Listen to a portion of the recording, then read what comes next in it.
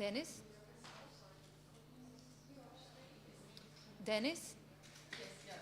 Dennis, are you ready to introduce the event? Okay.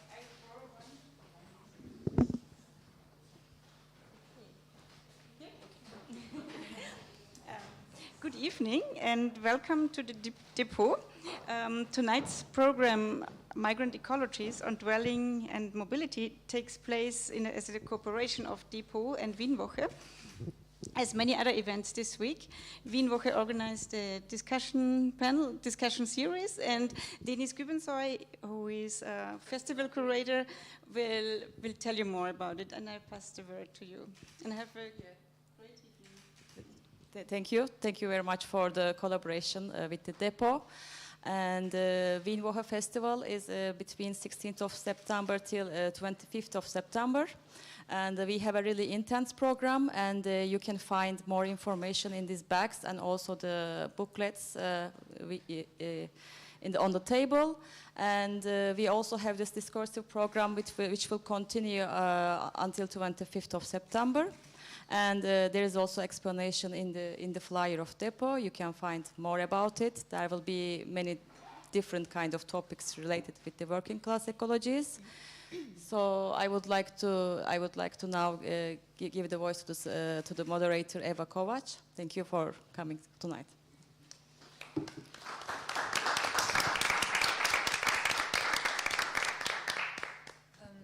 Thank you, Denise. Hello and welcome to today's panel session. Our topic today is, as Denise said, migrant ecologies on dwelling and mobility, which is a key subtopic of the general theme of this year's Wienwoche Festival on working class ecologies. We have 4 wonderful speakers gathered here today, and after my introduction, they will present their individual topics of research and particular points of view. Each speaker will give a short lecture presentation of about 15 minutes or a little bit more. We will not be taking questions right after each lecture. So please, if some questions arise, write them down or memorize them so they can be asked later on. We want to have a longer group discussion in the second part of this session, and so that the speakers can really exchange their insights and views, and together with audience, analyze the notions of intrusion, extraction, expulsion, and migration from the more than human perspective. So the underlying idea is to understand ecology as a practice of coexistence and collaboration with other living and non-living beings that contribute to our lives. I will explain a little bit more about the topic after I introduce our panelists. By the way, my name is Eva Kovač, and I have a degree in art history from the University of Vienna, and I work in the field of art and culture as a project coordinator and assistant artist manager, and I will be moderating this session. The first speaker will be our keynote speaker, Nanna Heidenreich, who is a scholar of media and cultural studies and a professor of transcultural studies at the University for Applied Arts in Vienna. She's also a curator for film, video, and political and theoretical interventions. Nanna's work focuses on critical migration studies, post-colonial theory, aquatic perspectives, and intersections of art, cinema, and the political. The second lecture will be by Imana Caceres, an artist, researcher, and a candidate for PhD in philosophy at the Academy of Fine Arts, Vienna. Imayna is connected to Peruvian and Austrian contexts and works through writing, drawing, video, collective rituals, and relational practices. They engage with forms of knowledge that exceed and include modernity and their experience with modes of being in the world. They are interested in the spiritual, political making of communities in more than human worlds. Imayna's lecture will be followed by Christina Gruber, has a master's degree in both science and arts. She is a Vienna-based freshwater ecologist, artist, educator, and sturgeon caretaker. Water is of special interest to her as it is a connector between stories of different places and layers, from clouds to data centers. In the last years, Christina lived along different large rivers, from the Mississippi River to the Danube, and she currently teaches at the University of Applied Arts Vienna and the University of Art and Design Linz. Finally, we are honored to have with us today our final speaker, Katarina Pirak Siku, who is an artist who lives and works in Jokkmokk, Sami in northern Sweden. Educated at Konsthögskolan Umeå and skilled at Duoje, Katarina works with handicraft, painting, drawings, and art in public space. Her work is currently exhibited at Tensta Konsthall, and work on protests against the mine in Gallok was shown at Moderna Museet in Stockholm.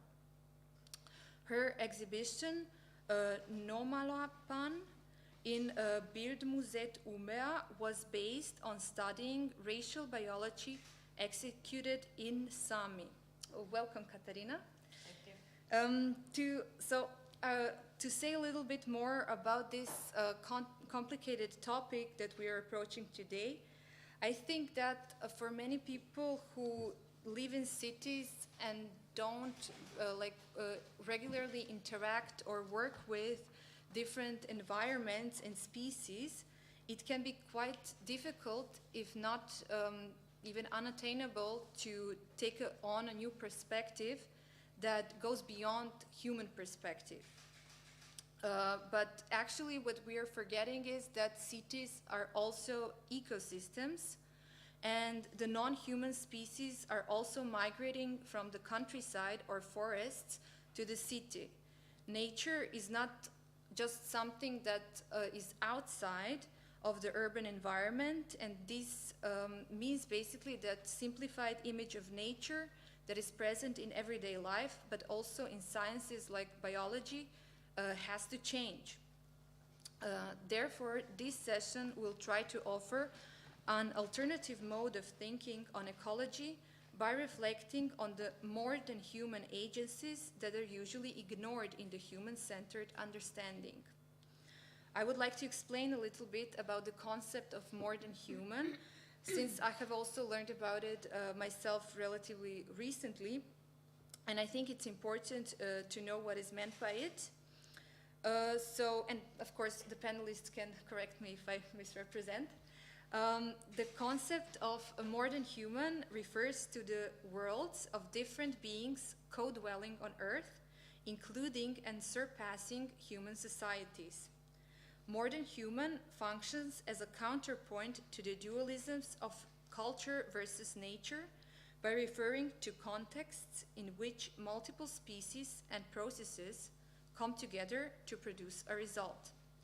As a critical term, more than human is used to remind human scientists and ecologists, geographers, etc., that non-human world not only exists, but has causal powers and capacities of its own.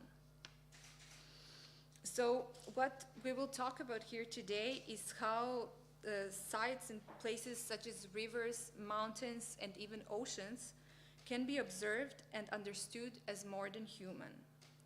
I think that all of the gathered panelists work in a transdisciplinary manners with aim to contrapose and dismantle hegemonic human exceptionalism, which is the root problem.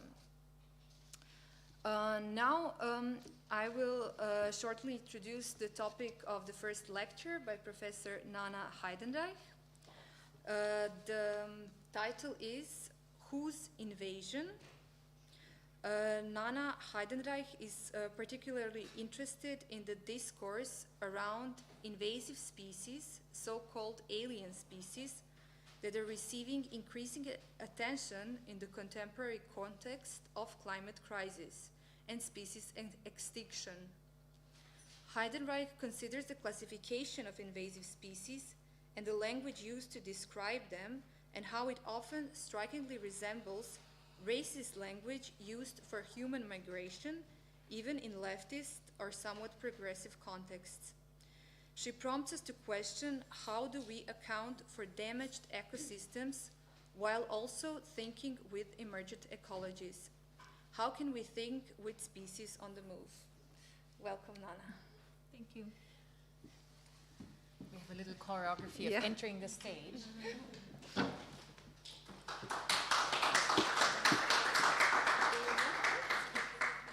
The stage being the laptop. So thank you very much for the invitation, and I should start by saying this is not a keynote. We've decided to all of us take the same amount of time, but you could say it's a keyword presentation. What I usually produce are bibliographies, right? And then we actually get to the really interesting work of each of my three co-panelists or co-speakers. So Eva already said what I wanted to talk about, and that is the relation between non-human species migration and human migration. And it is related for all kinds of reasons, but I'm interested in the political implications that have to do with language being used. So what I want to talk about, and I put my phone here so I can look at the time, let's see, are so-called invasive species, mostly plants or animals that supposedly spread where they do not belong. To quote the European Union Regulation on Invasive Alien Species from 2014, invasive alien species do not respect borders. You could think that that's a nice thing, right? In German, alien or new species are called Neobiota, Neophyten for plants, and Neozoen for animals, and Neomyceten for mushrooms. Part of the German, or actually Latin, of course, nomenclature is a specific timeline. So Neobiota are species who were introduced after 1492, that is, after Columbus invaded the Americas. The Latin term is not common in English, and neither is this timeline.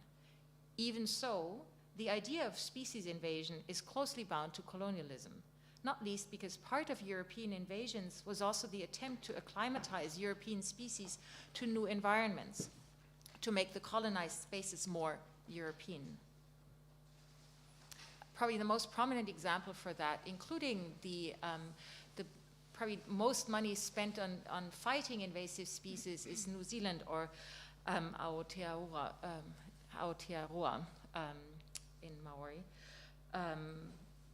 If you're interested, there's lots of write-up on this.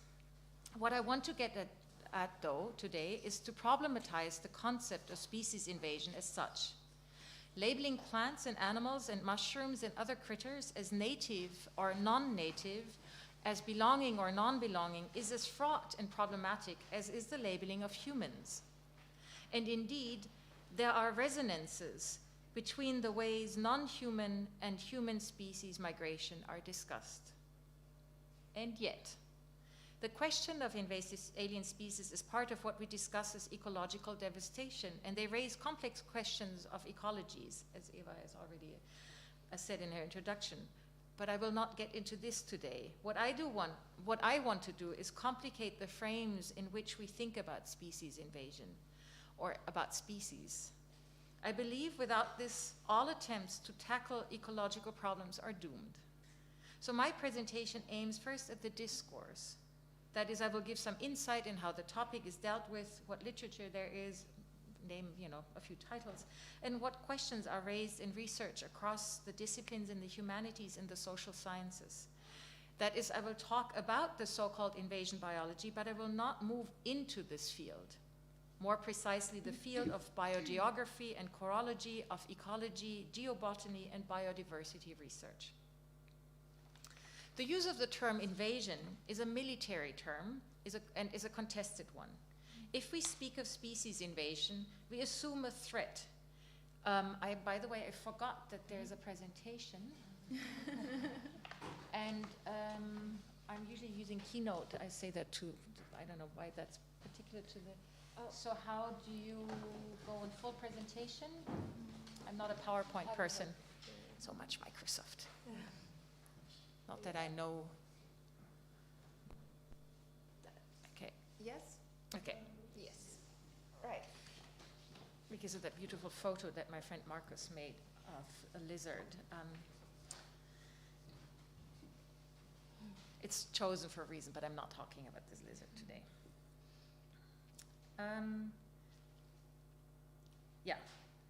The fight against invasive species, the attempts at their control, however, for the most part, not only fail, they tend to wreak more havoc than the original problem. As ecologist Franz Rebele put it in his thesis on invasion biology, I quote, often even the ecosystem interdependencies are disregarded and ecological processes are not taken into account. The attempt to get rid of a species is usually thought of as a single trajectory issue. One very prominent example, is the introduction of the cane toad, in German die Agakröte, in Australia 80 years ago. It was introduced to supposedly help diminishing a bug that threatened sugarcane plantations by eating it. Instead of doing so, the toad wiped out massive amounts of other amphibia and small mammals, such as birds and mice, but also spiders and snails, either actively by devouring them or passively by being a poisonous prey for other creatures. And despite displaying cannibalistic traits and eating each other, the toad is still spreading in Australia, still decimating other species. The bug it was meant to kill off still exists, by the way. Its occurrence is related to change in climate or climate change, and the toad does not help with that.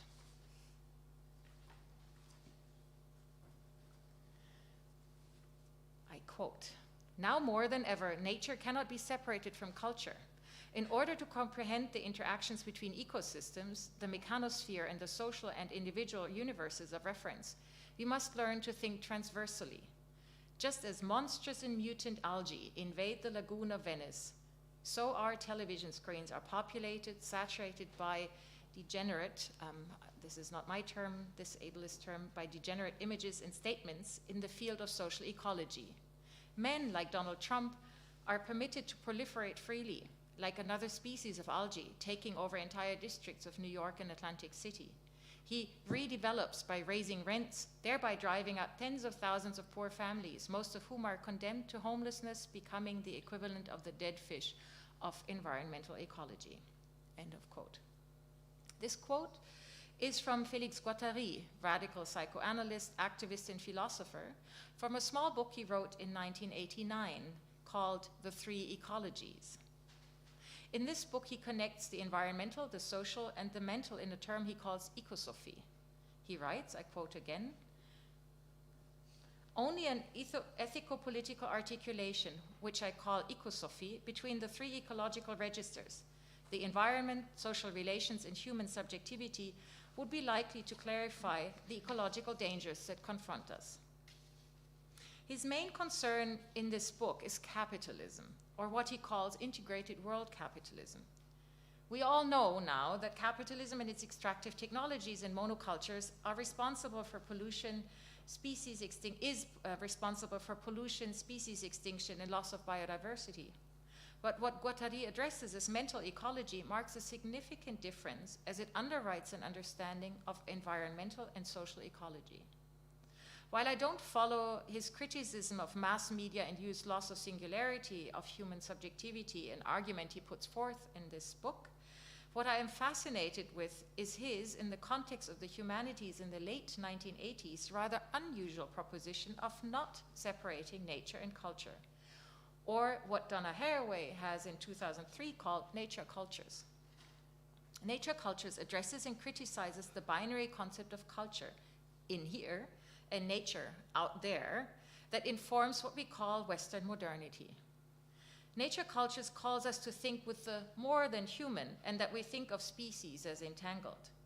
Well, the question is still, though, If we think humanity is no longer just from the human perspective, what does that entail? Attending to worlds that are more than human requires changing the methods and apparatuses of study. In other words, to dissolve the boundary between nature and culture is to radically remix the arts, humanities, and the social and natural sciences, or even the notion of sciences. And I think all three presentations will do exactly that. I myself am a media and cultural studies scholar. I teach in a department called Transcultural Studies at an art university here in Vienna, and I have also worked as a film and video curator for many years. My work often deals with questions of racism and post-colonial theory and can be located in what is called critical migration studies. To give you an impression of how the subject of alien invasive species have been addressed in the humanities and why it's necessary to connect the non-human and human with regard to migration, I will tell you about my own trajectory, so basically how I got into this subject. How did I become interested in it? As a scholar on migration living and working in Germany and Austria, the European border regime is very much at the center of my attention, which means that, for example, I have been looking at the deadly passages across the Mediterranean and most recently also the English Channel. This has brought me to be interested in all kinds of aquatic and oceanic perspectives, and I started to read numerous books treating the ocean as a historical subject and as a subject of social analysis, such as historian David Abu Lafia's book, The Boundless Sea, A Human History of the Oceans from 2019, or geographer Philip Steinberg's The Social Construction of the Ocean from 2001. In this context, I learned about the development and adoption of the International Ballast Water Management Convention, which was probably the first time I realized there is also such a thing as a species migration, and what it has to do with human infrastructures in global trade. 90% of all global trade is shipped and happens to be sea-bound. The introduction of logistics as a key factor of global capitalism is closely intertwined with container ships. These ships need to balance their weight, depending on how much cargo they load or unload. The balance is achieved by ballast water. These waters, tons of waters, are taken from one harbor and possibly released into another, from one ocean to the next. And in it, countless species travel and are introduced to new environments. The International Ballast Water Management Convention now makes filter systems mandatory to prevent possible ecological trouble. And as you all know, a convention isn't necessarily what is practiced. I then came across anthropologist Stefan Heidenreich's book, Alien Ocean, from 2009, an anthropological study of deep sea biology and marine microbiology. I quote, "This book tracks how marine microbiologists seek to make new scientific knowledge about biological life forms meaningful to social and cultural forms of life. It follows how they scale from microscopic to macroscopic, how they define parameters of social and scientific relevance." In his chapter, Alien Species, Native Politics, on Hawaii, and its struggle against alien species and troubled ecosystems, Heidenreich looks at the concept of invasive species. His analysis shows how this discourse is based on taxonomy, that of biogeographic status, which is in fact historical, not evolutionary, and thus comparable to that of the genealogy of the nation state, and also of migration. And indeed, already 20 years ago, in an article in the Journal of Southern African Studies called Nurturing the Nation, Aliens, Apocalypse, and the Post-Colonial State, anthropologists Jean and John Komaroff have addressed the connections between racism, the post-colonial nation state, and ecological catastrophe. They asked what the discourse about invasive plants tells us about neoliberal ideas and political order, and what nature does with the organization of the nation state, and even more, how it is bound up with concepts of geopolitical order. Banu Subramaniam, evolutionary biologist, and science and technology scholar, expressly emphasizes in her book, Ghost Stories for Darwin, The Science of Variation and the Politics of Diversity from 2014, that, I quote, "Geography, it turns out, is central to the idea of variation in biology as we understand it today."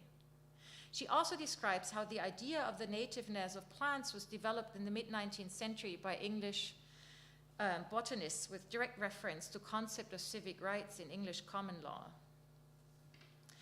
She writes, I quote, "The idea of invasion is predicated on a discourse of nature in place and nature out of place.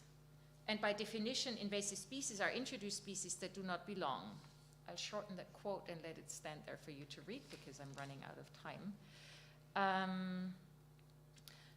Subramaniam is in her book referring mostly to the context of the United States. So we have to keep in mind that policy making and research funding, of course, vary between countries. But indeed, what she notes is true for many, at least well-financed research contexts across the globe. Invasion biology sells well and gets a lot of money. Who belongs where and who gets to decide on this and what value we confer onto species is ultimately a political question, whether we talk about animals, fungi, plants, or humans. Or again, with Donna Haraway, it is worth to ask what counts as nature, for whom, and at what cost. But also, I would like to add which nature counts as culture and as cultured. In cultural and literary studies, several articles in recent years then have shown how the language used to describe invasive species make use of racist stereotypes and is often employed in conjunction with anti-immigration politics by right-wing and populist parties. English studies scholar Ariane de Waal looks in Fearing and Loathing Invasive Marine Species in the UK at, I quote, "the discursive side effects of constructing marine animals as malignant invaders." She demonstrates that the public discussion of invasive marine species in the UK functions as a surrogate discourse in which concerns over the permeability of British borders and the genetic integrity of the nation can be articulated within socially acceptable parameters. She adds, from a cultural studies perspective, what seems more disconcerting than the putative harm by so-called alien species is the articulation of nativist purism and hostility to outsiders that arises from their discursive framing. In 2012, writer and artist Simone Dede Ayivi wrote and performed her theater piece, War of the Squirrels, Krieg der Hörnchen, taking as a starting point the invasion of the gray squirrel from the North Americas to Germany and the value judgments of harm applied to them. She focused especially on German ideology around its native forests and racist stereotypes of reproductive potency, high fertility rates, and malignant intentions of taking over. Quoting, for instance, the German national newspaper Die Welt from 1998, "Ausländer raus aus deutschen Wäldern," foreigners out of German forests. As Uta Eser, biologist and ecologist and biodiversity expert, writes, the presumed, I quote, "the presumed dramatic consequences of an unbridled procreation are a common stereotype in the context of human societies. Early puberty and uninhibited libido, as well as the resulting unimpeded and unreasonable reproduction at the cost of society. Such attributions can be found not only with respect to problematic neophytes, but in political discussions and with respect to migrants or the population of the so-called third world.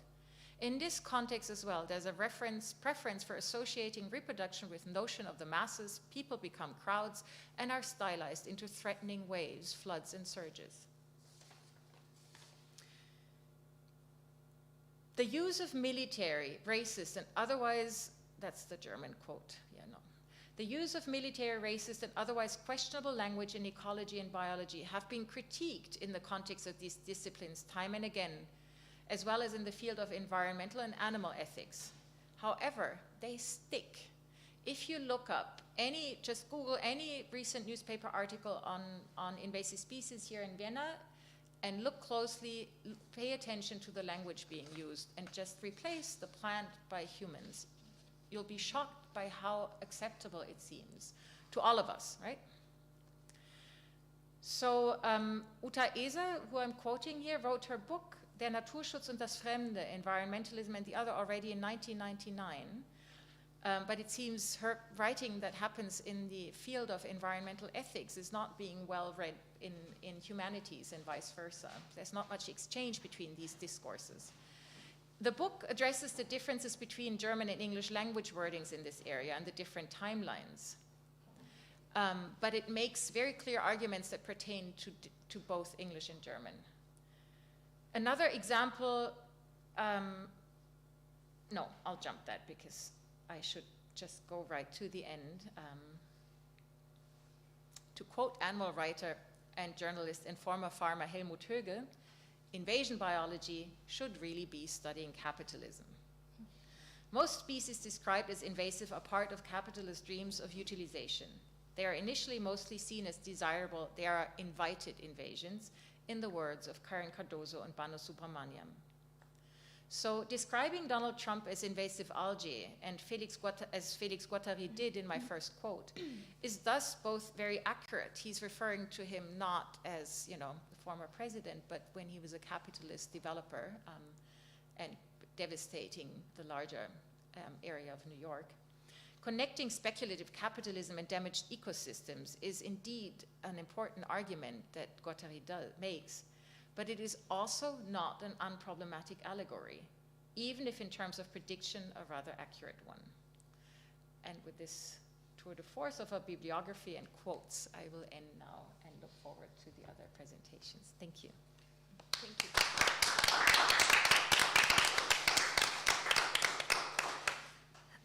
Thank you, Nanna. That was a very good frame for the discussion to follow.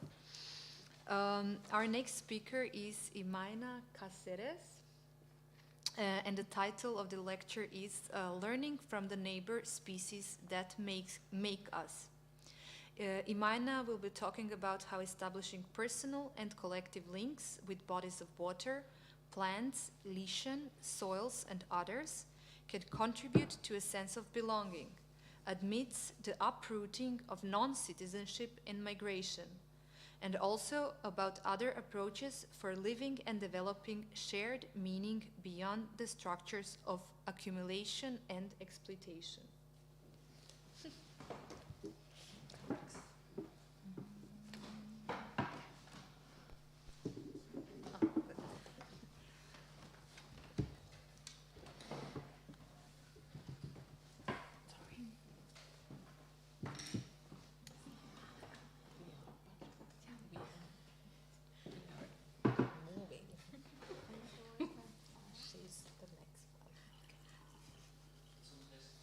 Yeah, you can just close the browser.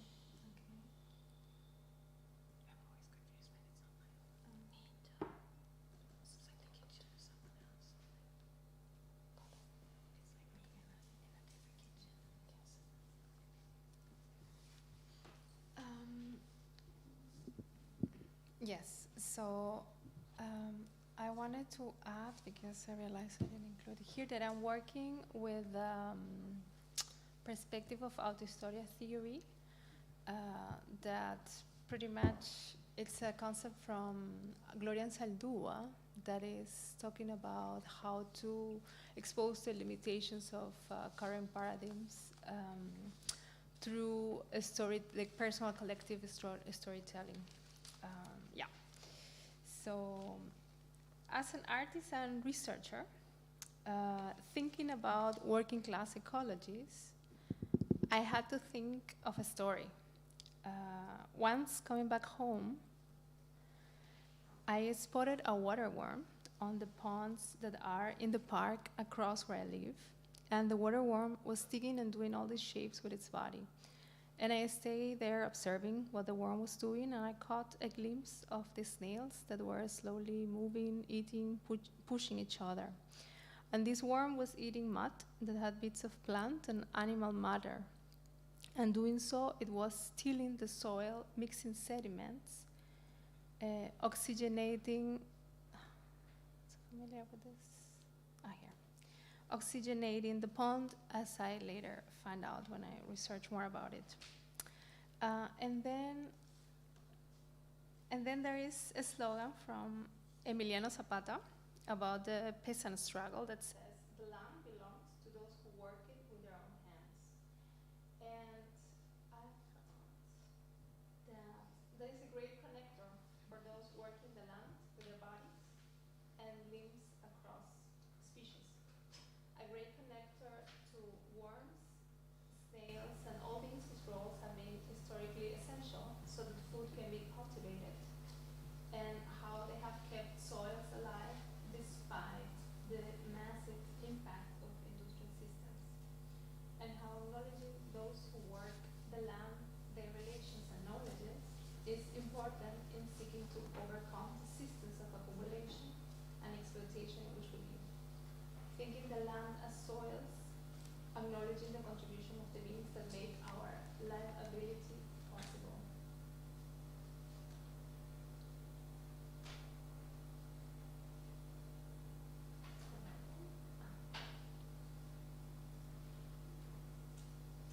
So when talking about ecologies, my wish is to complement the thinking about other species with what to think to engage with the beings that are part of our local immediate ecosystems. And I seek to do this through my research work, but also through my art and activism. A complementing of thinking about with feeling thinking with, following traditions that understand we are interconnected to life, giving entities, phenomena, and organisms.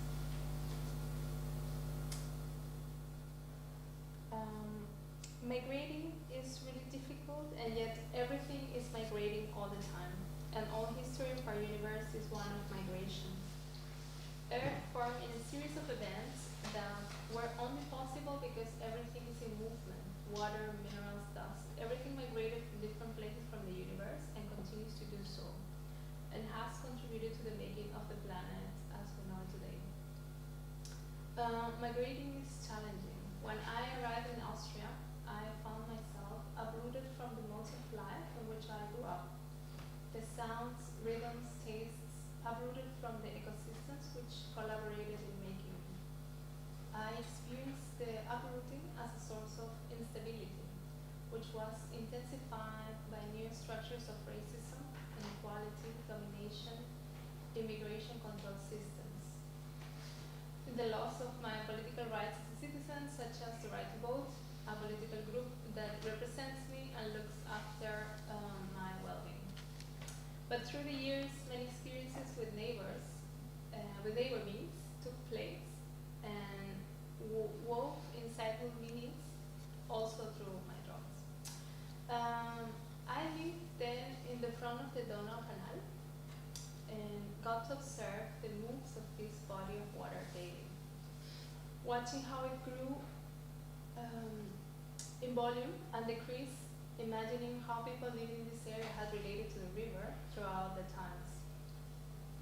And one day I was standing at the Danube Canal, seeing the water flow below the bridge where I was standing, and I saw this body of water as the Amaru snake that goes underground. The Amaru is a figure of Andean mythology, and here are some drawings that I was what I am making an allusion to this figure. Here is the Amaru going into the underground, and there as well. That represents a snake rainbow river that comes from the world above, from the mountains, meandering down to finally burrow in the underground. I saw the Dona watering the city, bringing all their energy, and I perceived this body of water that was also a non-citizen like me, as bringing life and care to the place where I live. So in my summers, I don't travel. I spend them in the Alto Dona. And one day I entered the Alto Dona and I was floating, and I could feel the waters from inside my body meet the waters from the river. I had many other experiences with this mother river, and I declare it part of my supporting ecosystem that feeds my insides and that is family in the absence of my biological family. The river points out to me the beings that also depend on it. The curtains of reeds, the birds, the fish, the insects, the trees that grow with the roots in the meadow. The river heals me every time I am in their presence, and being with the river becomes a ritual experience. My connection to the river is one of the instances that deepen my observation of the ways in which other entities live, survive, and thrive in the city.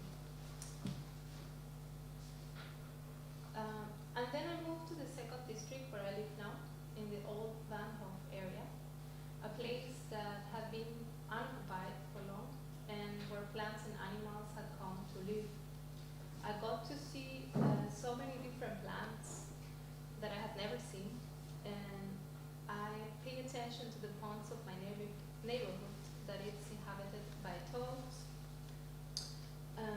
ducks, rabbits, crows. And walking in the park, I re-encounter Breivik. And this memory comes up of my mother, where she asked me to bring Breivik or Janten, and I have a picture right here, from outside. And Janten is everywhere. It's really everywhere.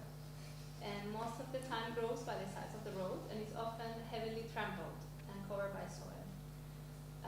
But in my childhood, I looked for it, gather some leaves, my mother washes them, put some warm water on it, and then directly onto the skin to alleviate pain. And so I realized that although it had never been spoken as such, that I had been taught that Breivik or Janten, as I knew it, is a healer plant. And it is a joy to encounter this plant here and to have this retroactive lesson through encountering it again. The lesson being that something so common as Janten could have such a meaningful and powerful role as a healer when the time called for it. And by extension, that the world around which we take for granted is full of such contributions.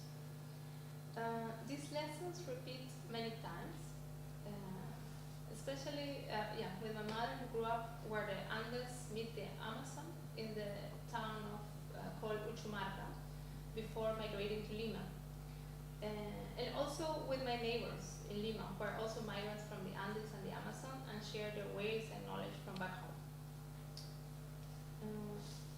In this process of making these observations and connections to my non-human neighbors, I came to feel at home in Vienna. I grow roots and develop a connection with the beings that inhabit my immediate neighborhood. I mindfully approach the beings I seek to know and learn from, thinking of them as people and communities that are connected in natural social structures, just like us. I pay attention to their ways of living, their actions, their choices, their roles, their play, their relations of cooperation and competition, the way they cope with change, among other particularities, both by direct observation and by reading stories and research about them.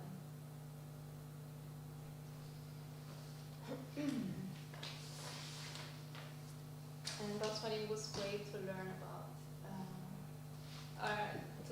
how to withstand winter in general, watching every winter all these plants that, while I was freezing because I had not learned yet how to properly dress, and thinking that people were wearing hats just for fashion. Learning that, only when I froze my ears that there was something necessary. That are beings that manage to survive winters. And of course then going to research and find that the rosemary has great qualities for healing everything, including cancer, one of the top 4 powerful herbs that there is. Although all plants are powerful.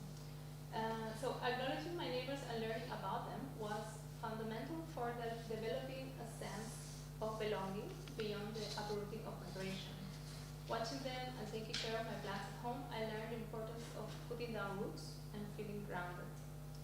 So I gained a different perspective on ways of belonging, or not.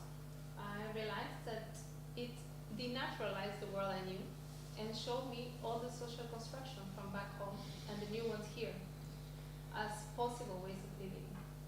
So I think this gained perspective of being in between can act as a ground from which to imagine a flexible political transformation of our modes of living. Gloria Zaldúa writes that living in the borderlands, where one is able to develop the faculty to transit between worlds, practices, and languages, and to act as a bridge between nature's cultures. She writes, bridging is the work of opening the gate to the stranger within and without. To bridge is to attempt community, and for that we must risk being open to personal, political, and spiritual intimacy. End quote. Reflecting on my migration highlighted what I experienced as forms of repair that were connected to a sense of care and renewal. Along learning from the non-human beings in my neighborhood, this also included working in the colonial eco-feminist migrant collectives and processing and grounding the lessons I received through my artistic practice. Within the activities of the diasporic Latin American collectives in Vienna, of which I am part, one can witness migrant Latinx activate the colonial eco-feminist issues about the places we come from, about the places that make us. This can be seen, for example, every 12th of October, in a day that is described historically in a colonizing frame as the day of the discovery of America. Through offerings to the earth, we give thanks to the cosmos for providing what we need to live, and we acknowledge the people who are defending rivers, mountains, lands, and waters, and who also have been murdered because of that. We come together and create effective bonds with other migrant and dissident subjectivities through art, singing, and dancing.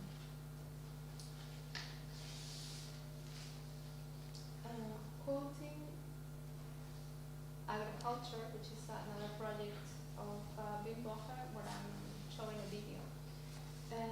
My desire is not to evoke harmonious or mythical relations to a natural life, but it's an experience-based concern, a desire to signal the contributions of non-human worlds. Living in realities that are shaped by traumatogenic systems, such as racial capitalism, anti-migration populism, ecocidal extractivism, endless war, among many others, my intention is to highlight the ways in which learning from neighbor species, organizing collectively, employing artistic formats, and our aesthetic capacities can support us in our work for regenerating practices of care of life. Highlighting a care of the relationships with one's ecosystem, with what keeps us alive, which is the basic condition for our life to exist. Finally, so thanks to my neighbors for teaching me how establishing personal and collective links with bodies of water, plants, lichen soils, and others.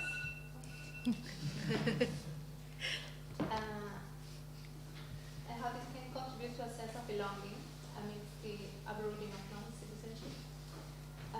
And yeah, and then also the collective work makes us stronger, and our very living can mean being disobedient to hegemonic systems, as is the case with lichen.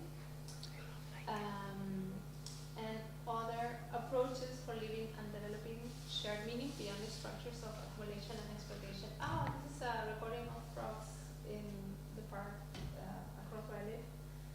And it doesn't seem to be that you can hear it. No. Okay. Well. That's it. Huh? Spotted marking, so Go back like the seeds at the end. Or? so because it's already. I'm not sure. I mean, it's just the sound. It's just Tick. No, no. The sound is off. The sound is off.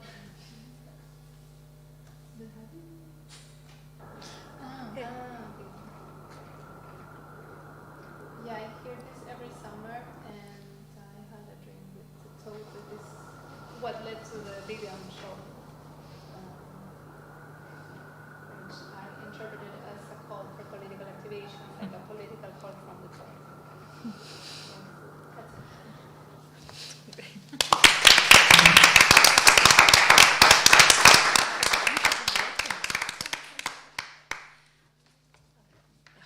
Excellent.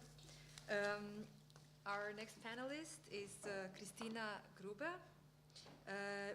She will be talking about black gold, so also rivers, sturgeons, and dragons.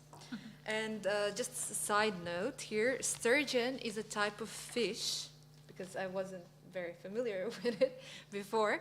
So it is a common name for about 27 fish species. Is that right? That's what Wikipedia said. Sturgeons are anadromous, which means that they live in fresh water and then they move to salt water. You will find out in my Yes. talk. Okay, I will not then explain too Cool, much. you looked But it up, but yeah, I looked it up. I had to know. I always think everybody knows what a sturgeon is. Yeah, because you think about it every day, but many people, don't think even about fish in general every day. I think a lot. Yeah. Oh, I will announce your lecture a bit more. So Christina's lecture will navigate along the topic of biodiversity loss due to the exploitation of river networks and their inhabitants. The focus is on the Danube River and the last remaining wild populations of sturgeons, migration barriers in the shape of dams, illegal fishing practices for caviar, wetlands, and ecological restoration measures. Her research is guided by the following question. Is it possible to re-establish healthy work ecologies by realizing, as David Abram proposes, that it is not we who are thinking, but rather the environment that is thinking through us? Mm-hmm. Yeah. Are we moving up? Yes. No, wait. It's like a moving up kind of thing.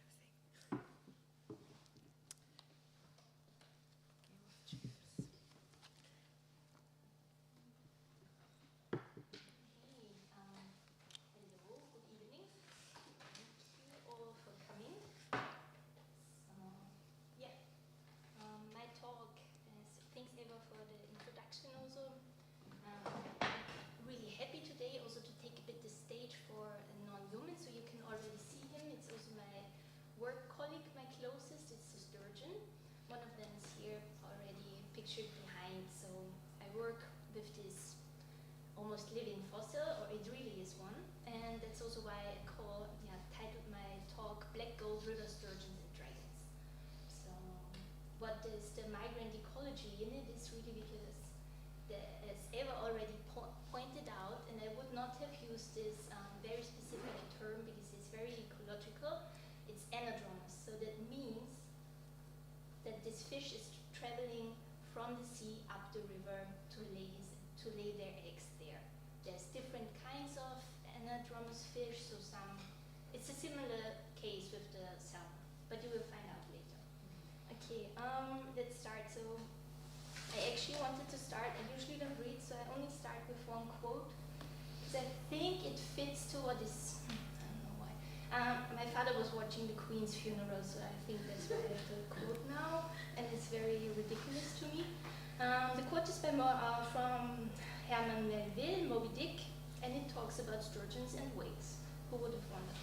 So there are two royal fish, so styled by the English law writers, the whale and the sturgeon, both royal property under certain limitations, and nominally supplying the 10th branch of the crown's ordinary revenue. And then it goes on that Ishmael is complaining actually that the fisherman is not getting anything out of it because the head always belongs to the king and the tail to the queen. So basically the fish is lost. I found it quite interesting. Okay. I worked for the last 12 years with rivers, and I somehow was interested in all kinds of different rivers, especially because I grew up along the Danube River. So what the picture I'm showing you here is actually the kilometer zero of the Danube River in the delta. The funny thing is, it's not the end where the land meets the sea. It still is 18 kilometers on until really the sea or the river meets the sea, vice versa. Why is this happening? Because we humans are changing and shaping rivers for the last 150 years, and this taming of the river also leads that all the sediments, all the stones in the river are running much faster down the river. So we would look here in Sulina, the Black Sea, this is the delta, and just so much faster the stones are, the sedimentation is happening so much faster that this land, this mouth is growing more and more into the sea. So So you have the opposite of an erosion. You have actually active land growing, but in a place where nobody wants it. So it's a problem. Yeah. So what I point out here also is that I work with transition zones. Besides being a sturgeon caretaker, I also work as an artist, and actually I started being an artist and then I was obsessed kind of with water, and that led me to becoming a freshwater ecologist. And then I was, as I mentioned, I grew up at the Danube, and I always wanted to know how it looks actually at the end of the river. What happens to all the things that we are putting in the river? Is it also possible to exchange waters for? So I brought a little bottle from Delta water back to Austria, and then I dumped it. And I was like, oh, that's very, I don't know, it had a special, almost a mythical touch to it. And I did with a dear friend, a colleague of mine, she's an animation filmmaker, we did a journey along the Danube, and this is the journey you can see that we did. So we traveled for 2,000 kilometers down the river, and what we actually wanted to find out if it's possible to find a river's identity. What is it? What are the players, the actors that kind of coin a river, and is there similarities with other rivers? So I compared it then with the Mississippi River, which sounds very crazy, but there was a lot of similarities if you dig long enough. And what we were digging up was different literature genres that actually were the combination, the combining elements, the intersections. So it was Gothic, horror, fantasy, and sci-fi that brought us together. And I think also already our Gothic, but also fantasy creature, and this is what was really cool, that also showed up in all this stuff. So we visited a lot of places. We were doing some kind of ship hitchhiking method because we had no own boat. So we always had to ask people to bring us along the boat. And everyone was talking about two things mainly. So our story also changed, that we didn't want to find only the river's identity, but really also what is making this identity. And what the people were always mentioning was the sturgeon, so that you can see here, and the dragons. So it was kind of cool that we did not have to kind of force this combination, but it was really the story about the disappearance. And it was the story of the disappearance of the sturgeon along the Danube River, and also combined along with folkloric mythical tales about the dragons. And so maybe now is a good point also to see in the shape of a river how it's flowing. So for instance, for the Danube, it's becoming in the Austrian part, it's an alpine river, and then it gets more vast, wide, you get lost in the different side arms of the river, and then in the delta, it's a complete also exile spot for the last, actually since ever. So if you wanted to not be found, you went to the delta, and this also means for all species, I would say, and this is also the reason why you find a huge biodiversity in these places. But what is interesting here is also that in the folkloric stories, the dragons change along the run of the Danube. So in Austria, we still have very tiny, cute dragons, like the Lind one, this one, wormy thingy. And then it gets really impressive and strong. And maybe you know this one, he is also mentioned in Harry Potter. So it's a Romanian dragon, and it's really wild. Similar thing happens with the sturgeons. So, as we mentioned before, these super old creatures around on the earth for 200 million years, they can grow up to 7 meters. So it would be more than the width of this room, would be the size of one fish.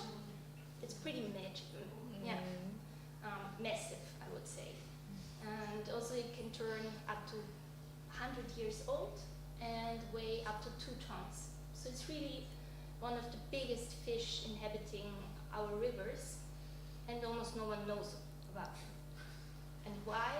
Is because they appear in an environment that is very muddy, they like to be really on the bottom, so they're usually not seen. And this is one of the main problems, because we're trained to to look for things with our eyes. So it's possible to hear the sturgeon, for instance. At the moment, I'm researching sturgeon thunder. It's one sound the sturgeon produce to find their mating partner, only in spring. So coming back to the sturgeons here, on this map, also you see that there are, so these are two of the same species. So we have 5 different species appearing and occurring in the Danube, in the whole Danube. But for now, there's only one species left in the Austrian Danube. It's the stellate. It's this one here on the side, on the left side. It's also your left side. And it's the only one that can only appear also in rivers. All the other sturgeons, it's also the beluga one that gives the most threatened one because it gives the really expensive caviar. But all the other sturgeons are threatened because they cannot migrate anymore. So the anadromous stuff that we mentioned before, what it means is the sturgeon is a long distance migrator. So really want to do this 2,000 kilometer journey to then lay their eggs. And why this is, people really didn't know for a long time. So also in my work as freshwater ecologist, it's super interesting because we're still finding out new things. It's like we, on the one hand, discuss a lot about invasive species, and I'm really looking forward also to discussion to dive into it, because then on the other hand, I'm here the promoter of the most ancient species. So it means, is it the most, I don't know, like, is it the species that should still be around in our rivers, but actually there's no more habitats for them. So it's a big problem. And we also often feel, is it really that we are saving them? It's not at all. It's more saving a concept that we think is important. That means that biodiversity has really, a reason, and also, because usually it's the first question I get is that, why do you think it's so important to save this one species? I really think it's not, even though I'm really in love with the sturgeon, and I have a bit of a very close relationship with it, but the main reason is really because it's a connective network, and it's so related to so many other things. And I think the most important point also that I learned working now for 4 years in the sturgeon hatchery, so I come back to this, but we are trying to strengthen the sturgeon population in Austria. And the thing is that we also do a lot of outreach. And the coolest thing is to see kids who come to us every year, and then they tell their other siblings, or I don't know, a friend that they have, and this fish can also be in the river. And this means when they can be there, that the river is healthy. So they got already this connection. I think it's super cool because most of us are missing it. What I point out here on this slide is also the different dangers, the problems the sturgeon has. So up on the left picture that is very tiny, you see how big a sturgeon can grow. It's one beluga sturgeon that was caught in the Caspian Sea, and I don't know how many men, but it's 20 men I think that can line up behind him. The thing is that the sturgeon population is threatened not only recently, the last 150 years when we really started to tame the river, to regulate it, to install dams, but it already started in the Middle Ages. So this is the middle picture that you can see here. So people always already wanted to get caviar, and it was a good food source. So this black and white picture on the right hand, you see a female sturgeon slit open. All this is the caviar. So it usually contains up to 35 kilos of caviar. It's really a lot, but the problem is sturgeons mature very late. So if you catch a female before it could lay her eggs the first time, that means the loss of a whole generation. Then you have to wait another 20 years. Then the biggest threat at the moment, the dams. And I don't know, here comes, I think, the ecologist out, so I had to put in one graph, and it's a very easy one. It just shows that sturgeon's numbers are really declining, and I think, all sturgeon species are threatened. They're all on the species extinction list, and as said before, there's only one sturgeon still appearing in the Austrian Danube at the moment. So I wanted to point out, also to more maybe have like a geographical handle to it, on navigating along the Danube River, where now the sturgeons first are stopped. It's in the area of the Iron Gates that is between Romania and Serbia. And it's a huge hydropower plant that was installed in the 1970s. And since then, the sturgeon population of the Danube basically died off. We still had some catches, but this was very old fish who were trapped. And all the others, they cannot migrate farther up than this. So below you can also see one of the beluga sturgeons that we could catch in a sampling when we were in Romania. But it also means this installation of the dam. I think there we are also a lot in the nature culture department. It also was the loss of many cultural institutions that were installed in the river. So the river is always in between, so there's also archaeologists looking into rivers, because you cannot say this is only a natural thing and this is culture, because I think since human existence we're using the water, so I think every kid is the first thing we do in the stream is we're building a little dam, so it seems a bit implanted also into us. But what happened also with the installation of the Iron Gates, and that's why I put it, was also the loss of one of the last enclaves, a little island called Adakale that was lost with the flooding of the property of the dam. So many settlements had to move, but also one entire island was lost. And this island was also really an exile, so to say, for people who were not thinking along with the regime that were there at the time, but also was a free haven. It was a lot of writers hanging out there, so it really was encompassing a lot of different species being able to dwell there, to flourish. Then coming back to the sturgeons in this once again like this combination with the dragon, where it appears. So there's, for instance, the Holy George, Heilig Georg, and he's always slaying the dragon. But this is also often like the dragon is already in water, so presumably that was already a sturgeon sighting. Then also sturgeon appear in popular culture, like Simpsons episodes where a sturgeon is falling out of a near station. So I'm losing my words at the moment, but it's like, so we had a Russian space station and they had a sturgeon with them, and then the sturgeon fell out because they were fighting for the sturgeon who will eat it, and then it lands on Huma's car. And the only one who knows what it is Lisa, and she says it's a sturgeon. That's quite specific. Sturgeons also appear in different areas, so I don't know, I'm very imprinted on it, so you find it in all different emblems, different buildings and architecture.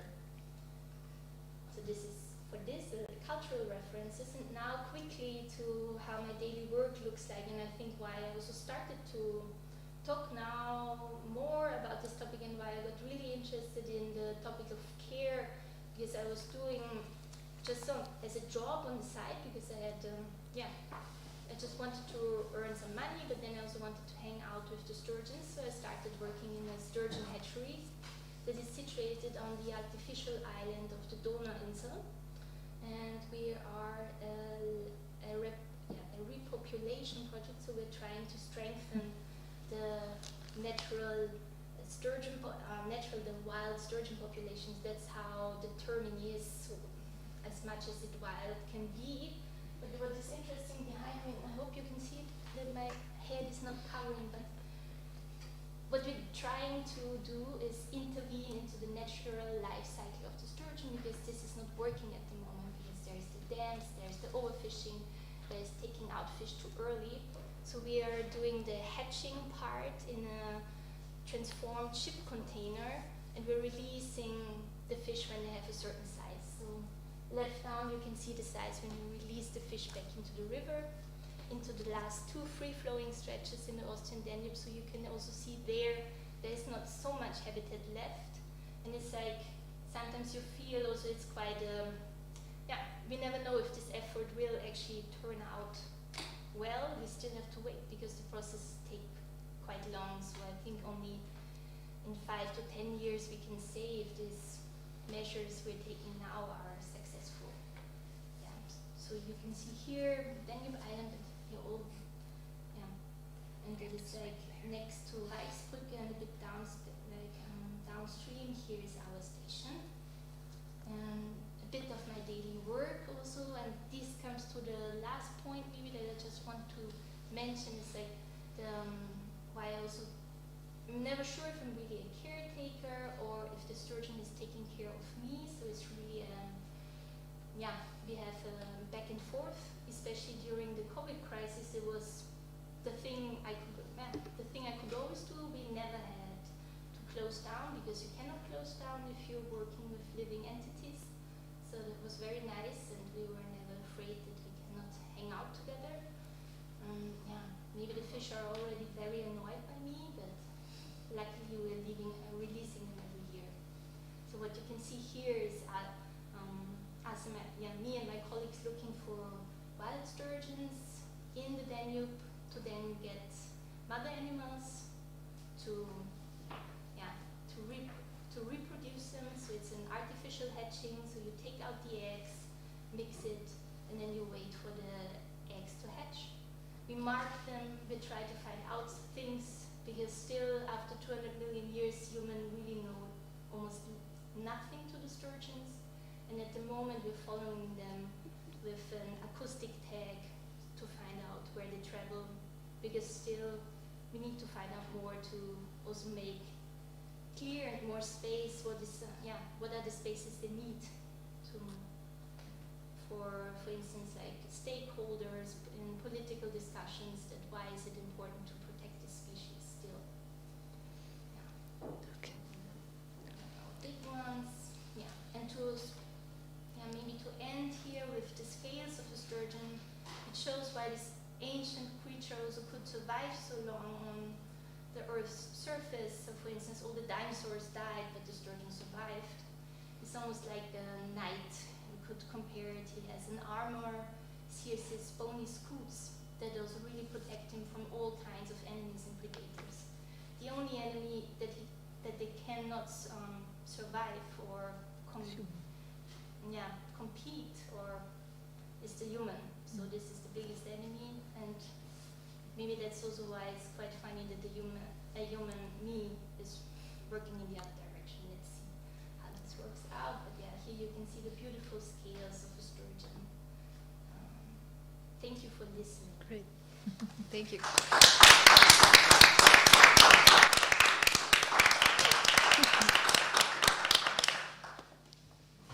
Okay.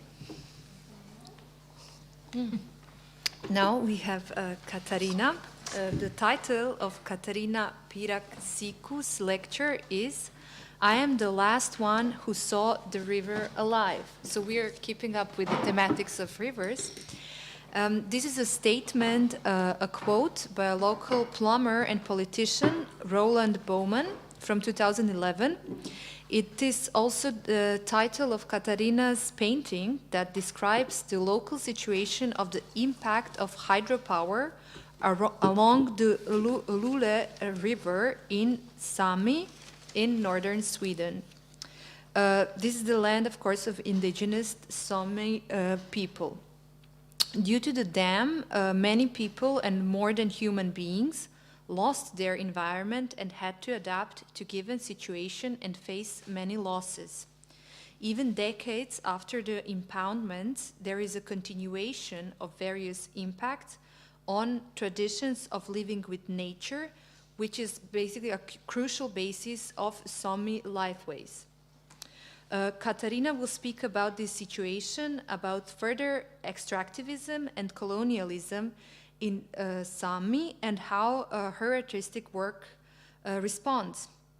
The painting that I mentioned is currently on view in Vienna. It is exhibited within the Wienwoche Festival in the exhibition Fences, Insects, Embroideries, Material Communities, which is on view at Geologische Bundesanstalt, and the exhibition was curated by Karin Reisinger. So welcome, Katarina. Thank you, and thank you for the invitation. We will start. Now we will see if I can. Now we make it a full screen.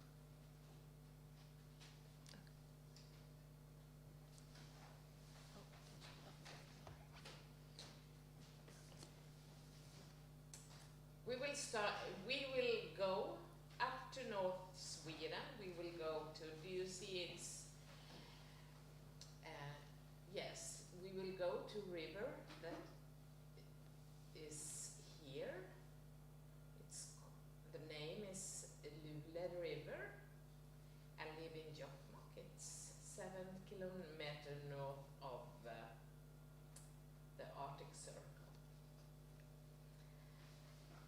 I will tell you about a place. The name is Nanna. I'm sitting here in a boat. And I have decided that I will, it's a diver, he's in the water, and he will go to Snabba. And I wonder, can I tell a story about the place where I have never been? I don't know the place. I have not seen the place. I don't know which plants that was growing, and I haven't seen the trees, but I have heard Snabba, and I have had the story about Snabba told. So I'm sitting there, waiting for the diver, and I would like to be there myself, because I have been diving, but not anymore. I don't have any equipment. And he goes down, his name is Jonas, and we are late.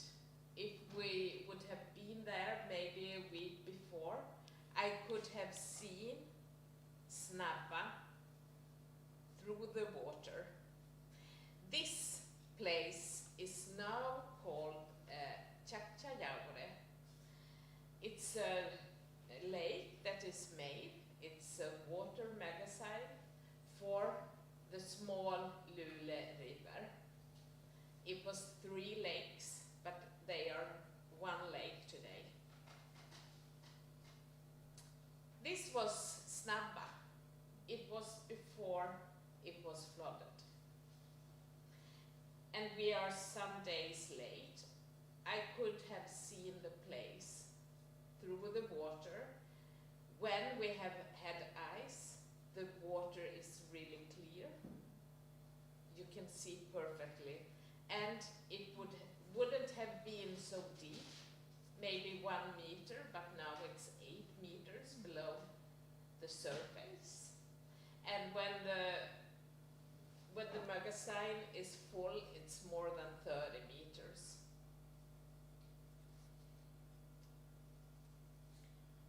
And this is it's not a beach, I wouldn't say, but it is, this has been land.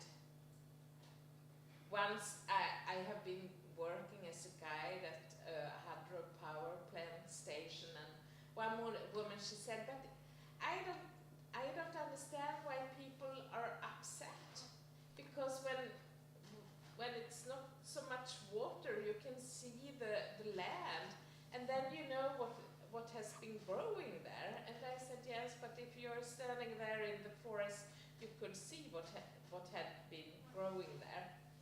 So that is really, so now it's not a lot of water. It's almost empty. And this is Stubbe. I don't know but German and Swedish are pretty similar. Yes. Tree.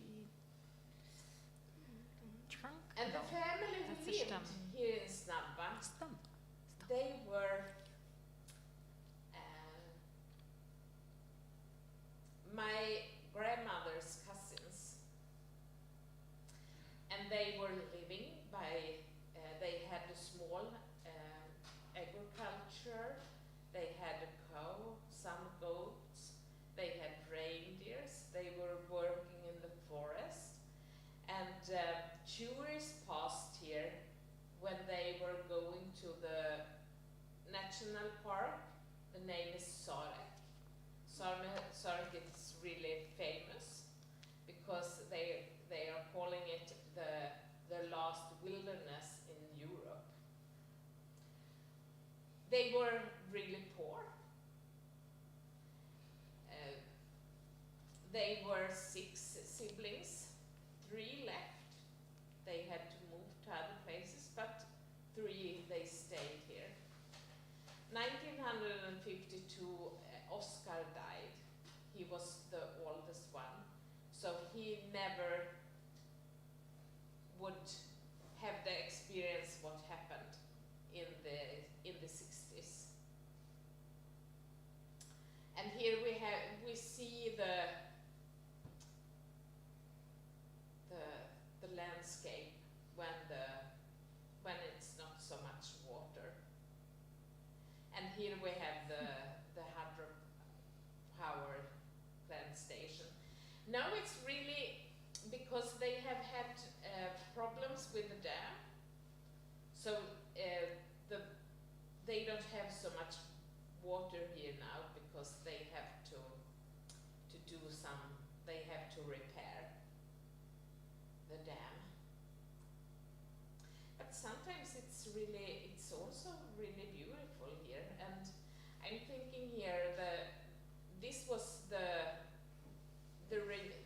this is the only piece that is left from Snabba. This mountain is Snabbavare, and you can see that people have been living here. I have been walking around this mountain, and you can see that people have been here because you can see marks in the trees. You can see that they have been doing traps for animals. They have been picking berries. You can see the traces, but it's the only thing that is left. Yes, here you can see that they have taken off some grenar. You know, the arms on the trees. Branches. Yes. And here you have the dam. The dam is more than 1 kilometer, 600 meters. And the height is 106 meters. And I wonder, because I have been around this river my whole life, and I don't really know how to tell the story about the river, and also to make images from this place. Everything is so beautiful. How to describe the violence with photos? It's not really possible, I think, because you can't really see it. Here is Jonas. He's taking photos for me. And here we have the basement for food. It's the only thing that is left. This is the oven piece. And here you see, there you have Snabba. This is a map from 1900. And I don't have a map from today. That was really bad. Here is the family who lived in Snabba. They didn't want to move, so they had a lawyer. The lawyer was employed by Vattenfall and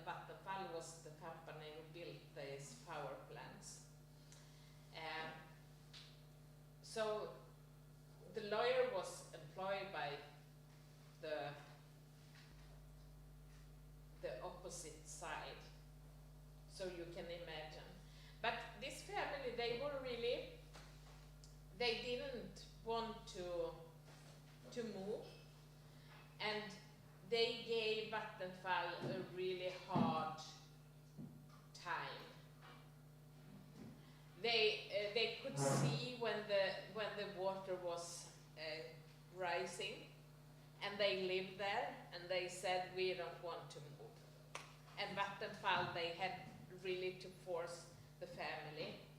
And they decided that they would move the 1st of August 1965. In September, in the middle of September 65, they were still there.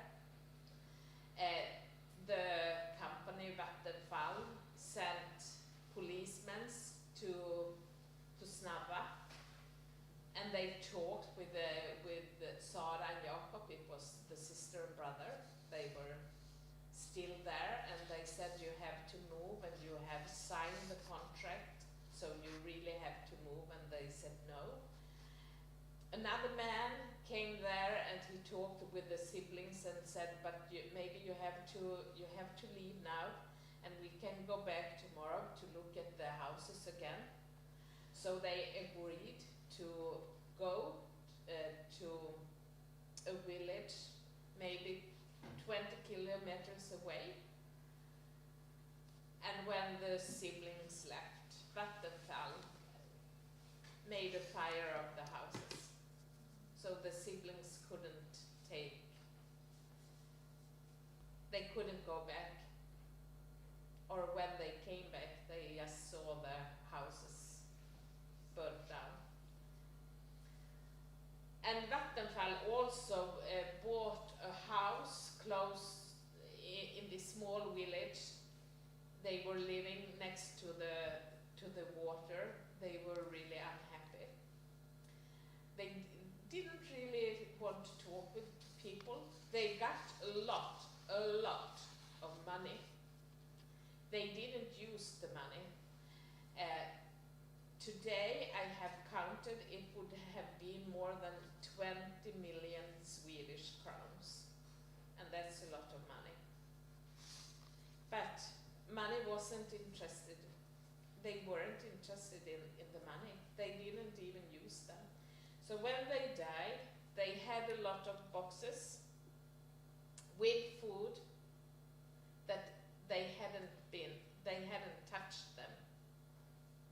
And they were really tiny, and they were unhappy when they died. So that's really, and here you have the picture of them. Sara is the woman, the middle one is Jakob. They were the siblings who had to see what happened with their home, and Oscar, he was the one who died. And I'm sitting here, and yes, yes, that was, I have also done a video, but it's almost with the same images, so I won't show it. What else can I tell you? Yes, and I think, and I have also done maps. I do a map with because it's many places that are flooded with water, and I do a map how it looked when it was like it was, and how it is now. And these maps are really hard to do because it's like I can really understand what was happening because I don't know these places. They are lost for me. But I know them because I have heard of them. And to today we have in my village, Beowulf Mining wants to build a mine outside Jokkmokk, and it's a lot of protests. And the government had to say yes or no. And during many years, we didn't have an answer from the government. And then they answered, and they gave an answer, and it is a yes. And even the people that wants to have a mine, they were really sad, because we know the price that we will pay of the loss of the nature. And when all the power plants was building we started 1915, and the last one is built 1980. We know we are still paying the price. And we know how it is. So I think even the people that really wants to have a mine because they want to have the works, they know what we are going through. And when the power plants was built, it was like, you should be happy because we contributed to the Swedish welfare system, so we would be happy. It wasn't a place there we could be sad. We were not allowed to feel the sorrow of the lost places. Thank you.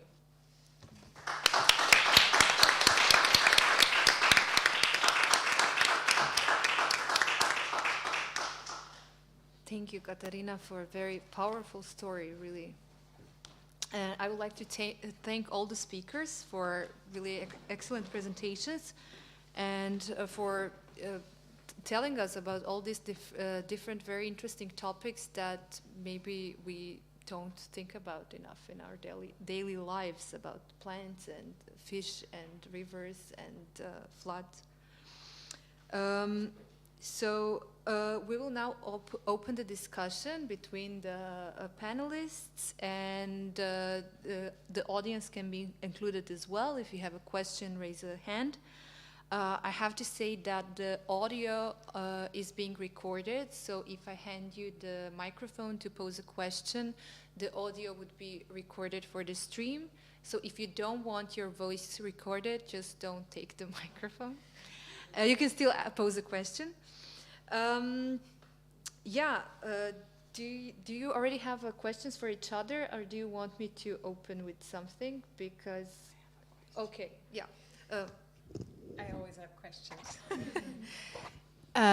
You said something very strong, saying that violence that is there, it's actually not, it can't be depicted in photographs or in moving image, I guess, as well.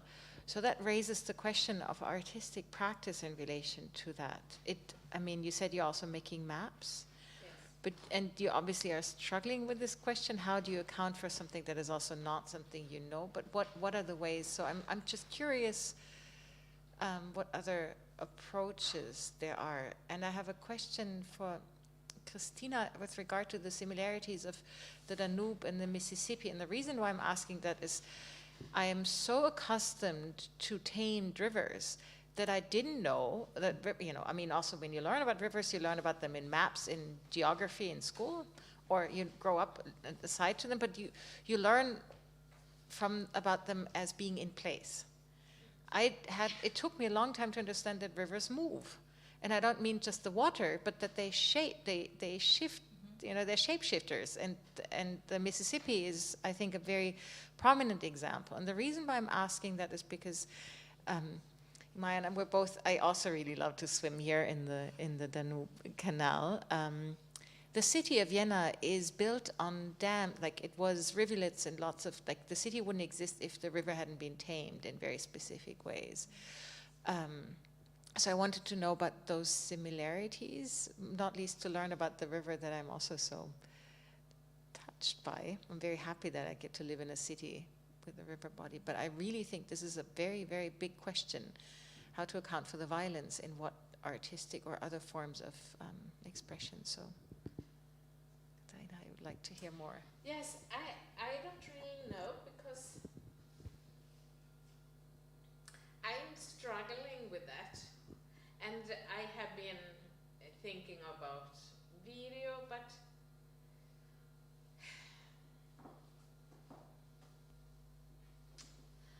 in May, Karin, she was in Jokkmokk also, we made, I had a seminar at one close to the river, and then I invited people that had been living there, people that had parents who work with the as constructing the hydropower plant station. So it was like, I think maybe I need to have more talks with people. Maybe it's, I work mostly alone. Maybe that's a problem.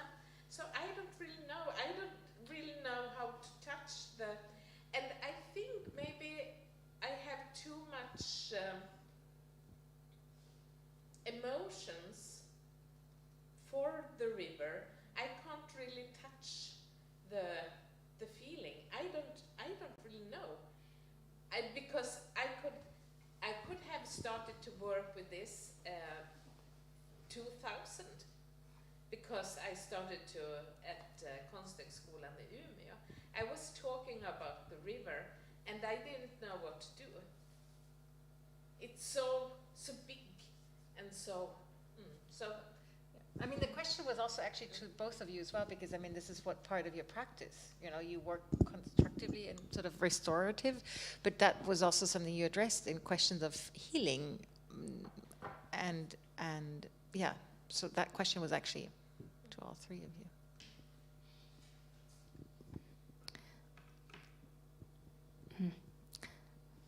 It's super hard to answer, but I think it's not also an answer, but maybe different approaches. And I experienced the same thing. Like, it took me a very long time to do something with the Danube, and there's still not, for instance, I don't have artwork that is related to the Sturgeons. Mainly I'm talking about them because maybe this is now too close still. I can relate to this, but also on the other hand is what I really like about is like to also like we did a lot of, we met so many people, and then it took me like 3 years to digest everything we got inside, and then you meet then I met the fish, and then it got even bigger. But I think what is really nice is to also share these hidden stories, because we were also thinking about how could because we're I don't know, we are really, like when I'm talking about we, I talk about Paula and me, and we made this book From Mud to Outer Space, which is about the Danube and the Mississippi, and there's like, okay, what could be a new myth, a new saga about the Danube that is so cool that you want to tell all your friends about, and then still it's a collection of stories. And we used this step of abstraction that we went into sci-fi stories, looked into vampires, Southern Gothic, then you have Dracula, and so we were looking into those ties, but also somehow to navigate around it, but also to be able to give these stories and everything we experienced somehow a shape. Yeah. And I think it's also something I really like about being on the river on a daily basis, to see the river, see how it changes, because it's also always the way for me to check if the sturgeons will be all right, because if there is a flood, I know I have to go there immediately, because maybe it will lead to that not the Danube water can go directly into our hatchery, so it could mean problems, or if I hear from a lake that some toxic liquid was running out, so we had this quite a lot, and then all the fish die. So it's really, there's so many artistic projects that are about because I think they always say the Danube has a different color every day, but it's also to learn and train my eye to see what it actually means to see different shades of a river, kind of, so to say. So like that the muddy, blurry thing is actually a good thing, but if you have the big foam, maybe that's a bad thing. And yeah, maybe it's a form of also to learn from the river, but also to learn to use your own sensorium, your own body again. Like we are quite trained to do this. Like I think we pretty much know when we can enter a body of water or not. And often we get distracted. And also when you say that it's too beautiful, I think I know exactly.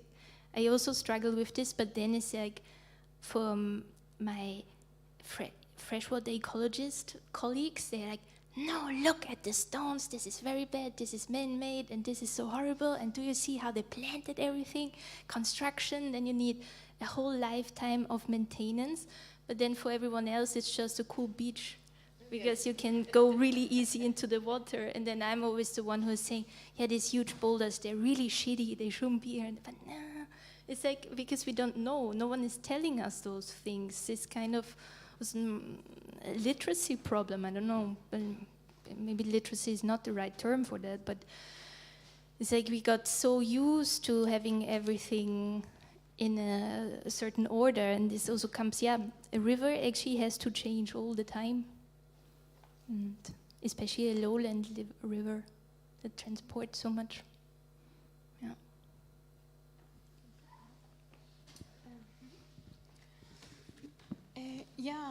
Let's see. I was writing a text trying to answer that question, where I talk about drawing as artistic research, and I found like many ways of addressing this. And one thing is, I mean, for me, drawing, it's in general I kind of connect to languages of life.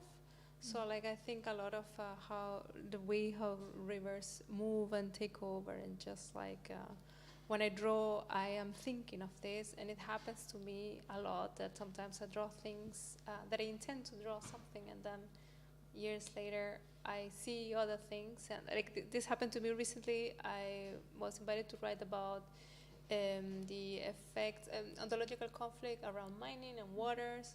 I had to think about this topic a lot, and the devastating effects of mining on bodies of water in general.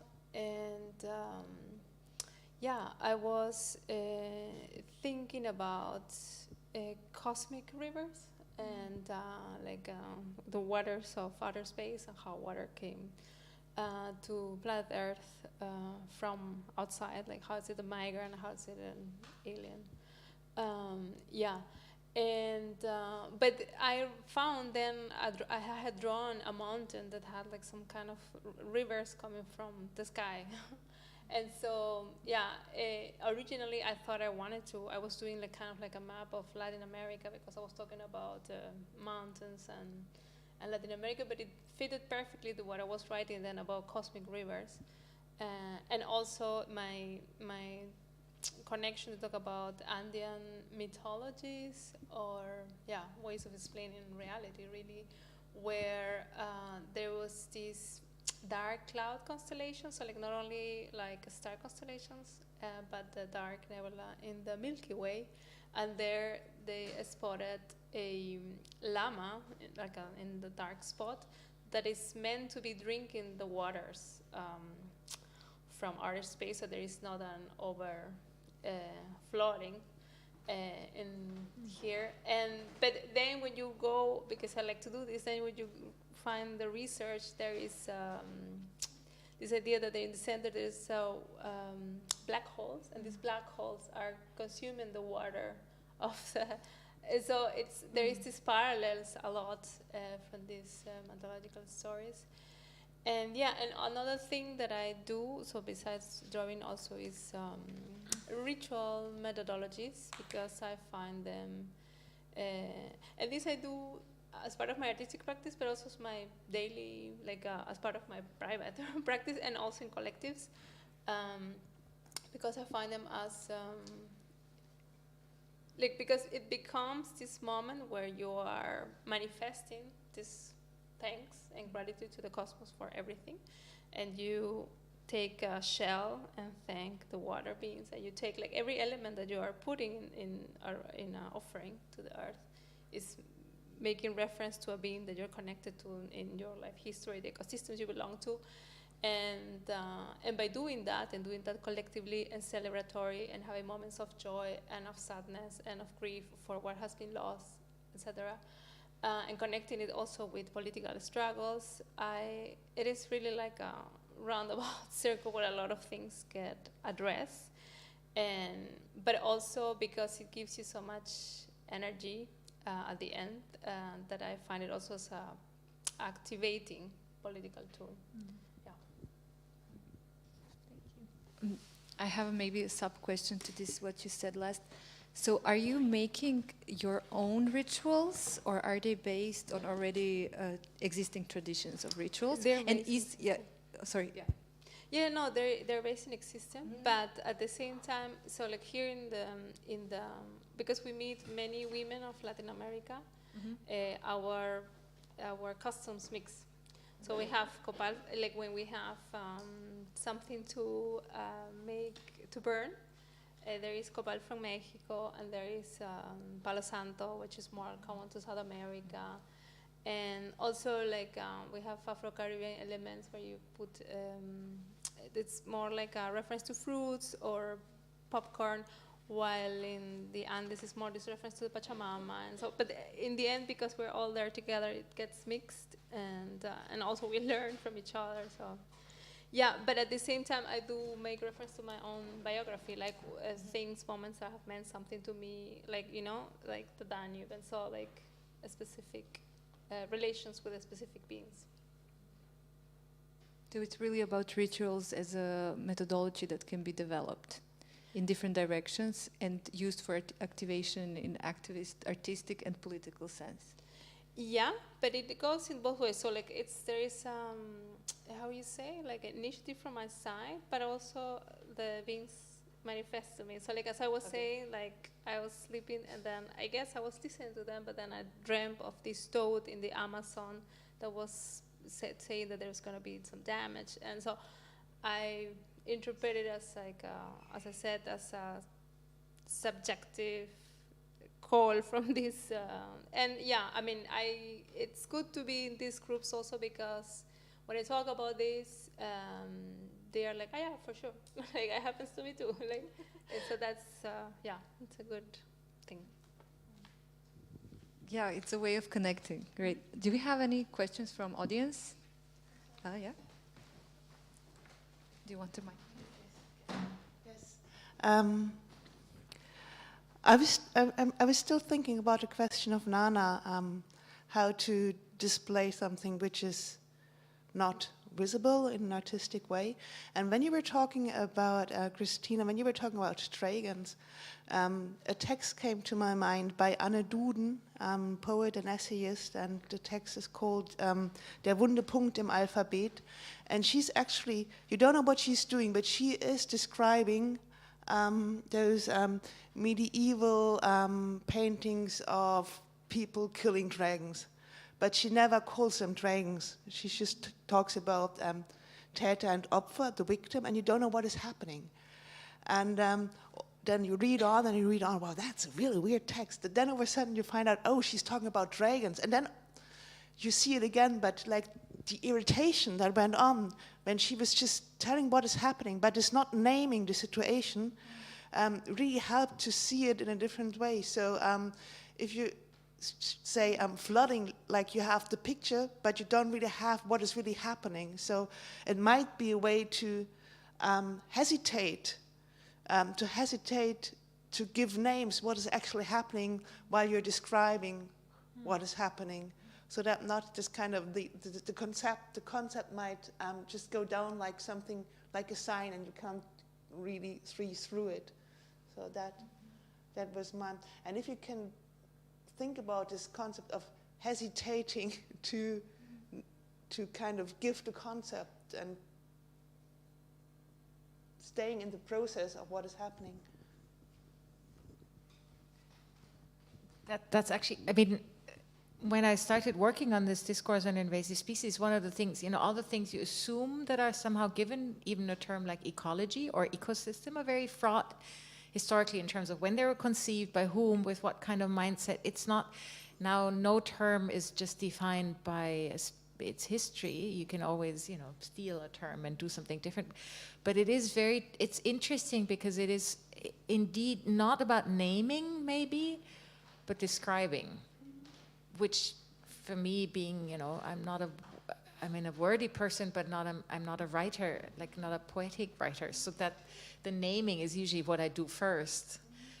So writing about something without naming it is kind of, that gives me ideas about teaching, that as a teaching practice in class. So thank you. No, I wanted to add to this. I was immediately, when I was also a bit reading this other text that you wrote, I think it was a chapter in a book, and I started thinking about naming and names and naming as a performative act, which of course maybe are not, they are in a way happening over and over again when we are talking about something and using a name for it.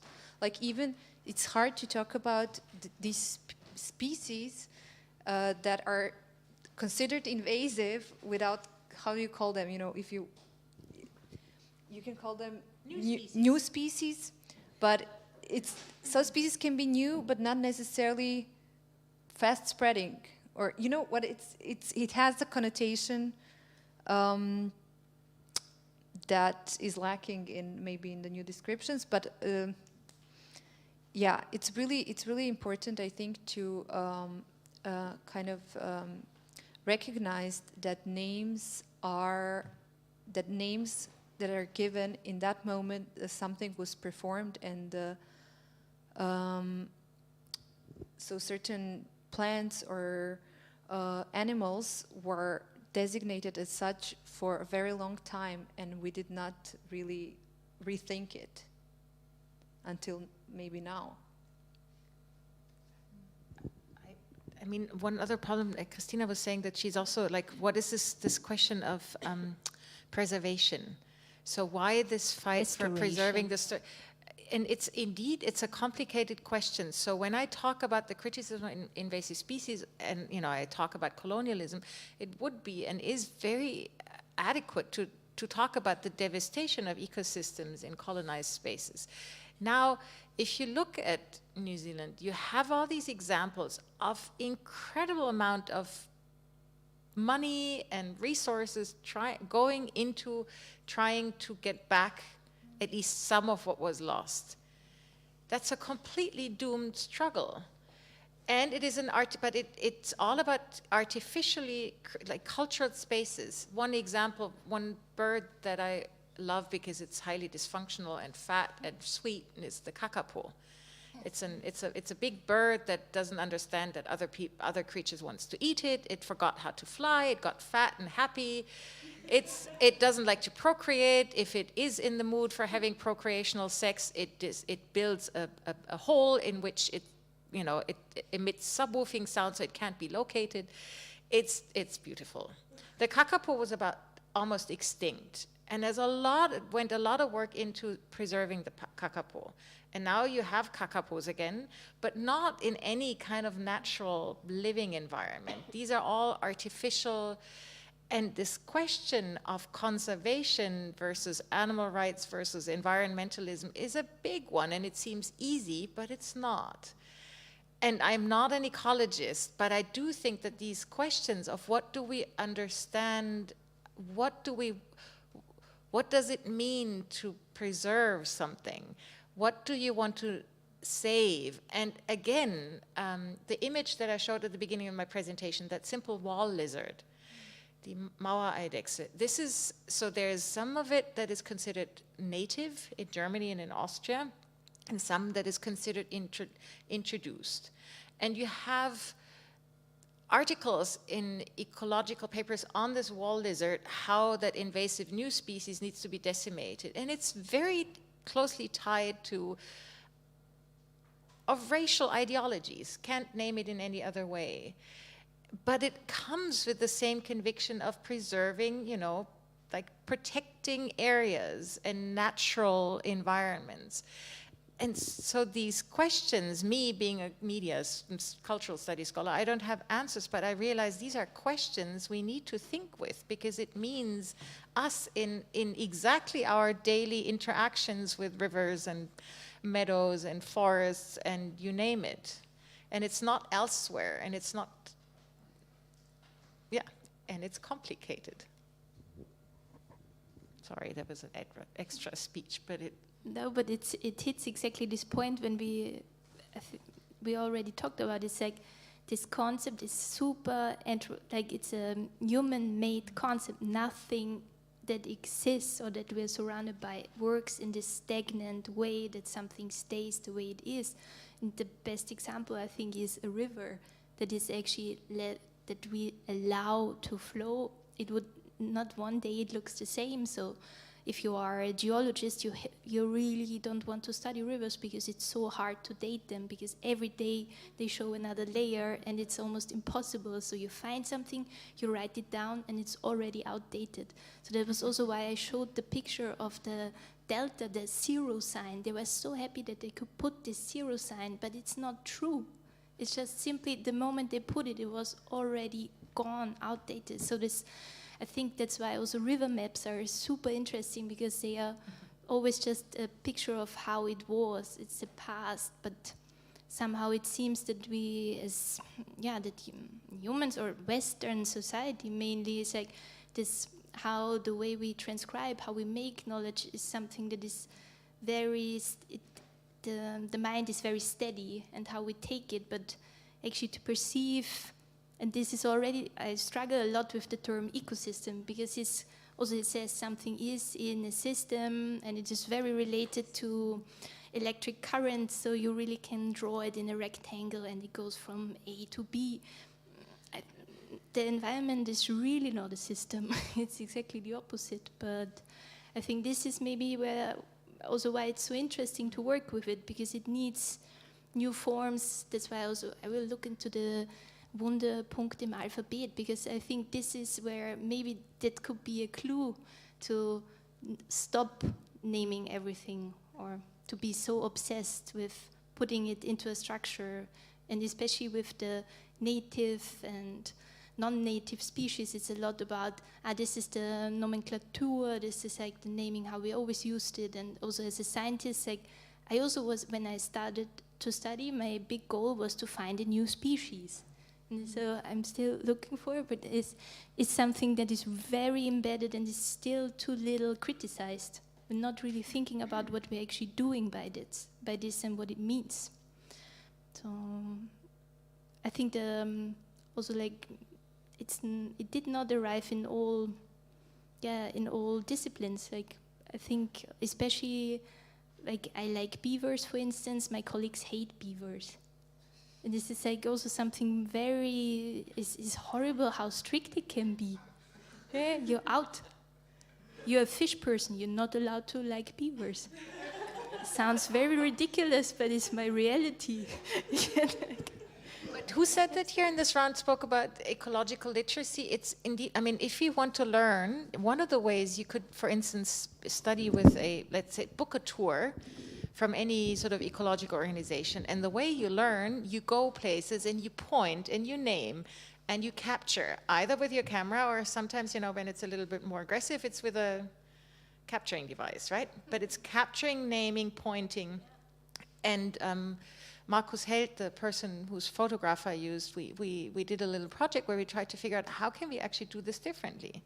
How can you go out there, you know, out there to nature, generally, how do we go out there and relate to environment without that disciplined way of pointing, naming, capturing?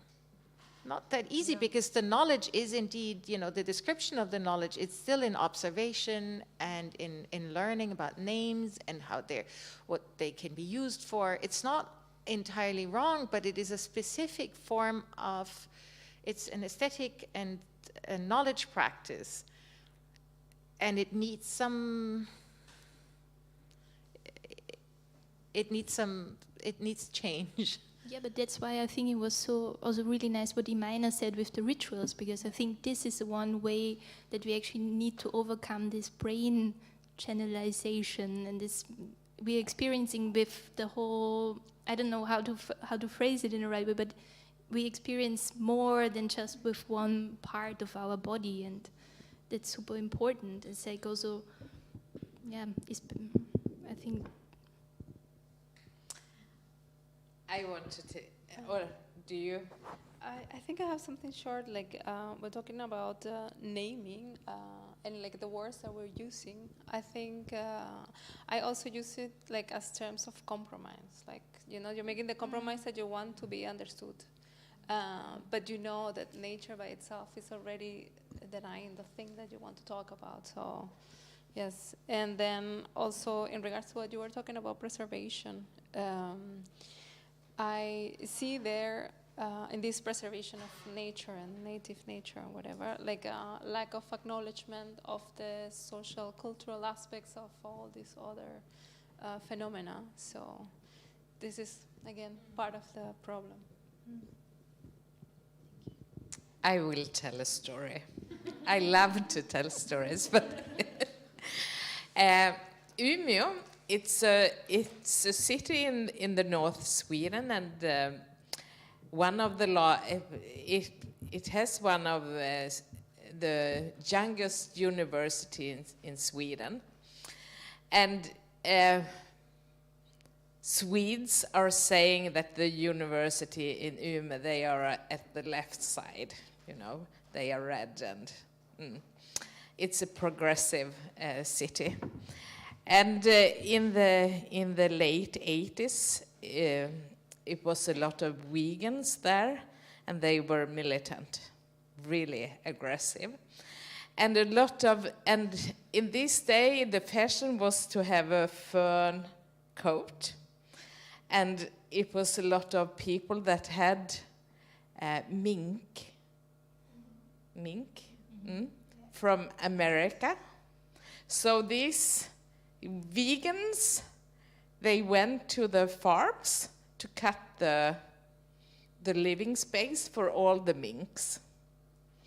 And this was a disaster, and it was really hard for the people who had these farms, economical, but today it's a huge problem because these minks, they survived, and they are, because we have a lot of birds, they have the eggs on the ground, and they don't know the mink is dangerous, so they are eating all the eggs. And it's an island outside Umeå. It's a special bird that is living there. And the mink is going there, picking just the birds. So now it's a huge problem. So these vegans that really wanted to save the mink has created a disaster. That was the story. And they were from the art school? Maybe. Just, I don't know. I didn't know if I added that in my head. Minks also made headlines during the pandemic. Remember the massive killing and then the exploding mint bodies in the... In Denmark? Yes.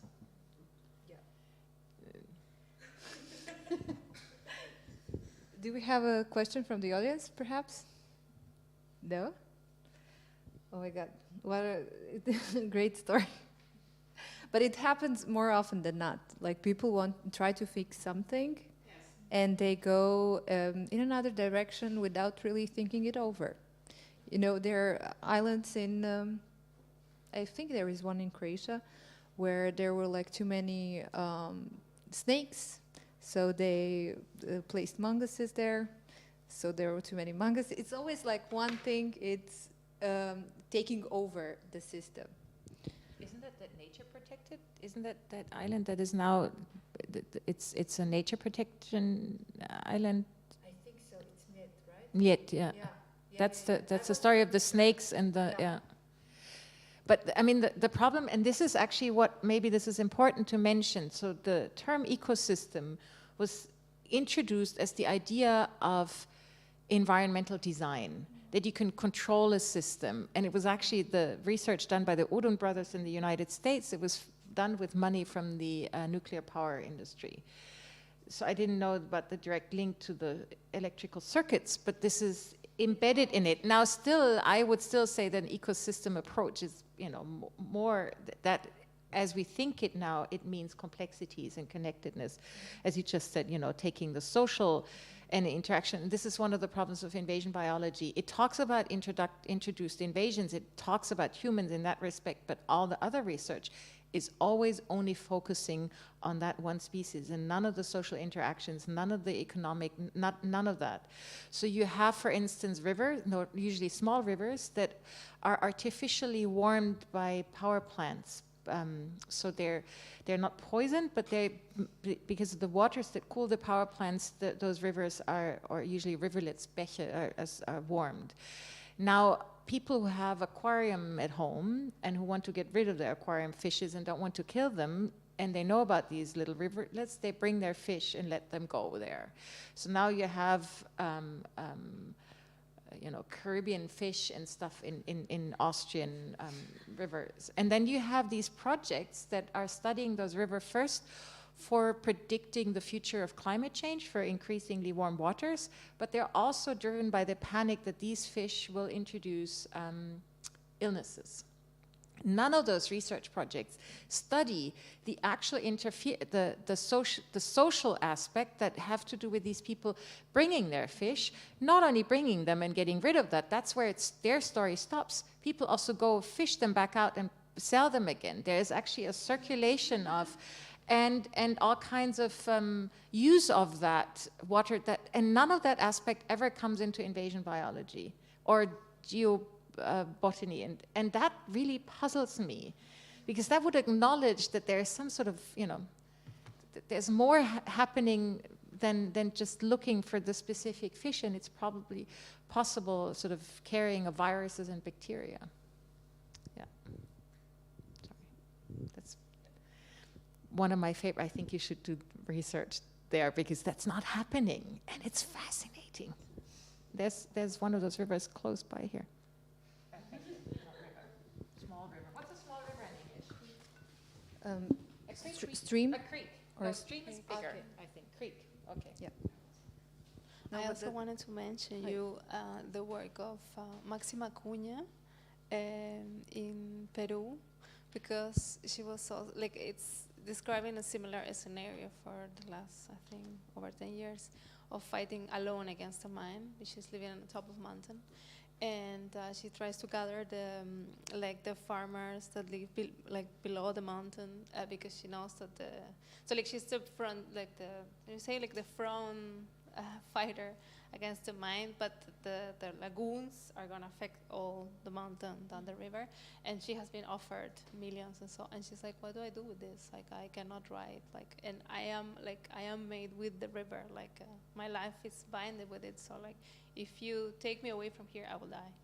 And and she's still there, and the mine is still trying to push for the project, and but impressively, she's lasting, because they have also burned her house, killed her animals and everything, and she returns.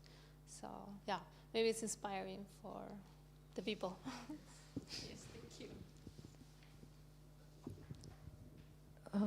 I'm still thinking about what Nanna last said, and my kind of conclusion when thinking about all this is, my impression is, what I get is people should do less.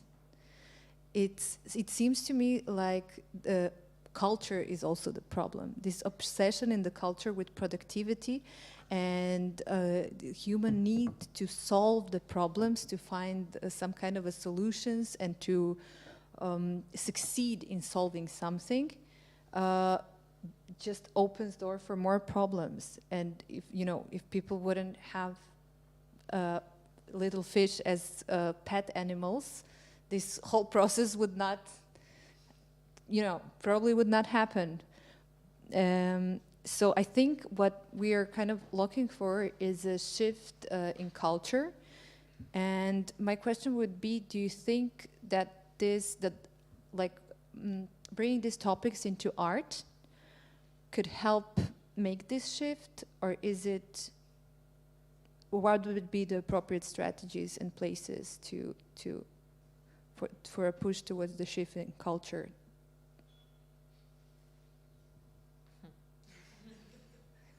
I'm the only non-artist here, but I would say that depends on whether you address art as an institution or a field, or as a practice. Now they cannot be that easily disentangled, but I would say that definitely one of the ways, I mean, how can you, this is questions of learning how to be differently in the world, and that is in itself a question of, it's an aesthetic in the sense of perception, of relation, so yeah. But whether that has to happen and is happening within the art as an institution, that's a different question. But that would be the same question as for any kind of other knowledge production. So the educational system, or, you know, that the question is not a different institution would be the answer. But I would say that without art, that is ways of learning. I mean, you teach your sensorium, or you learn different sensibilities. Yeah. Or that's what I learned from your work. Yeah, I think in my case, like same, I would have think of like what depends of you're thinking of the sphere of art as what we inherited from modernity, contemporary art, or if you're thinking of arts as connected to like just being existing, which we have, that is meshed with all other aspects of life, and that we have as a species inherited from other species who did it first, continue to do it, and so like we're not the only species doing arts. And so yeah, like when you start thinking in this way, then it becomes more complex, and art recovers like a lot of possibilities for change and transformation, I think.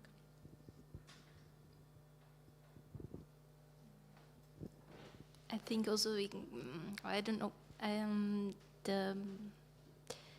exactly what Nanna, what you said before, because I'm still thinking about the creek that is warmed up, because I did a research on data centers and how they warm up the streams, for instance, because they use water-cooled data centers, and my colleagues all knew about it, but they were not allowed to write about it. So it's really this still super strict disciplinarity, because then they get not published in this and that journal.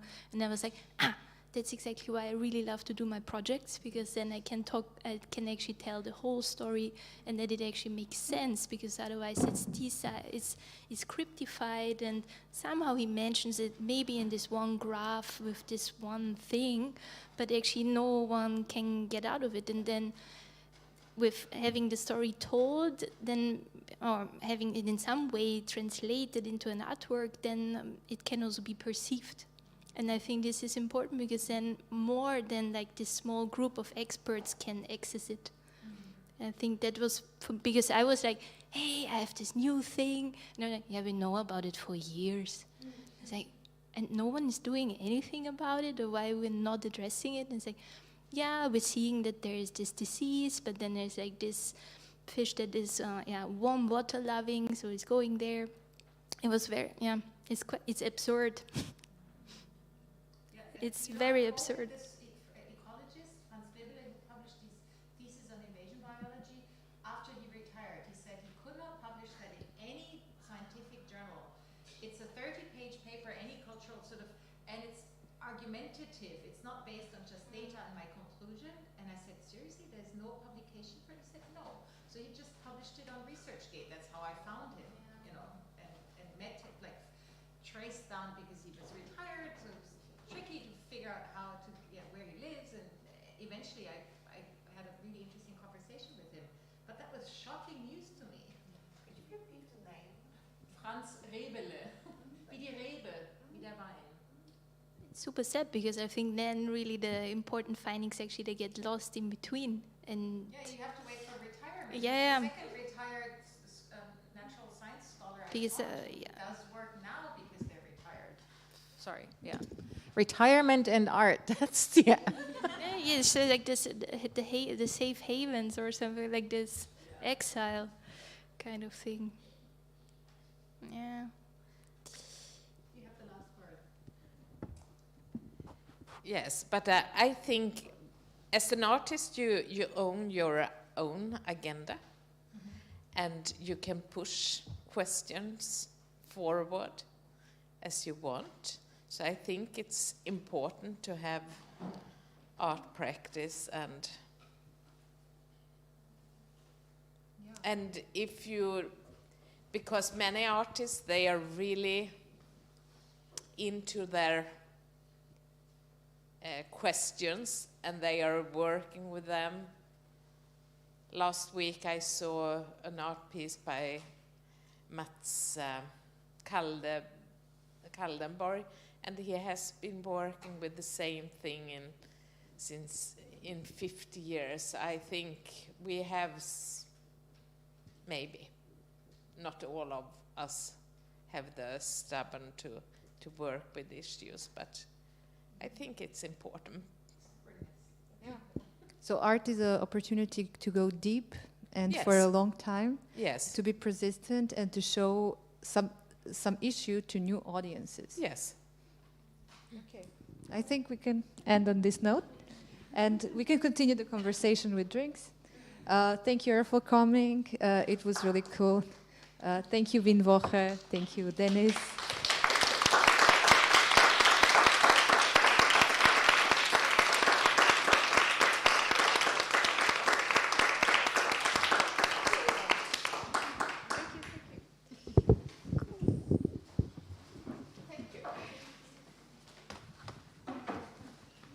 It's really wild. I learned a lot preparing for this about stuff that I don't, regularly, or like I feel very alienated from, and I'm glad to hear that people are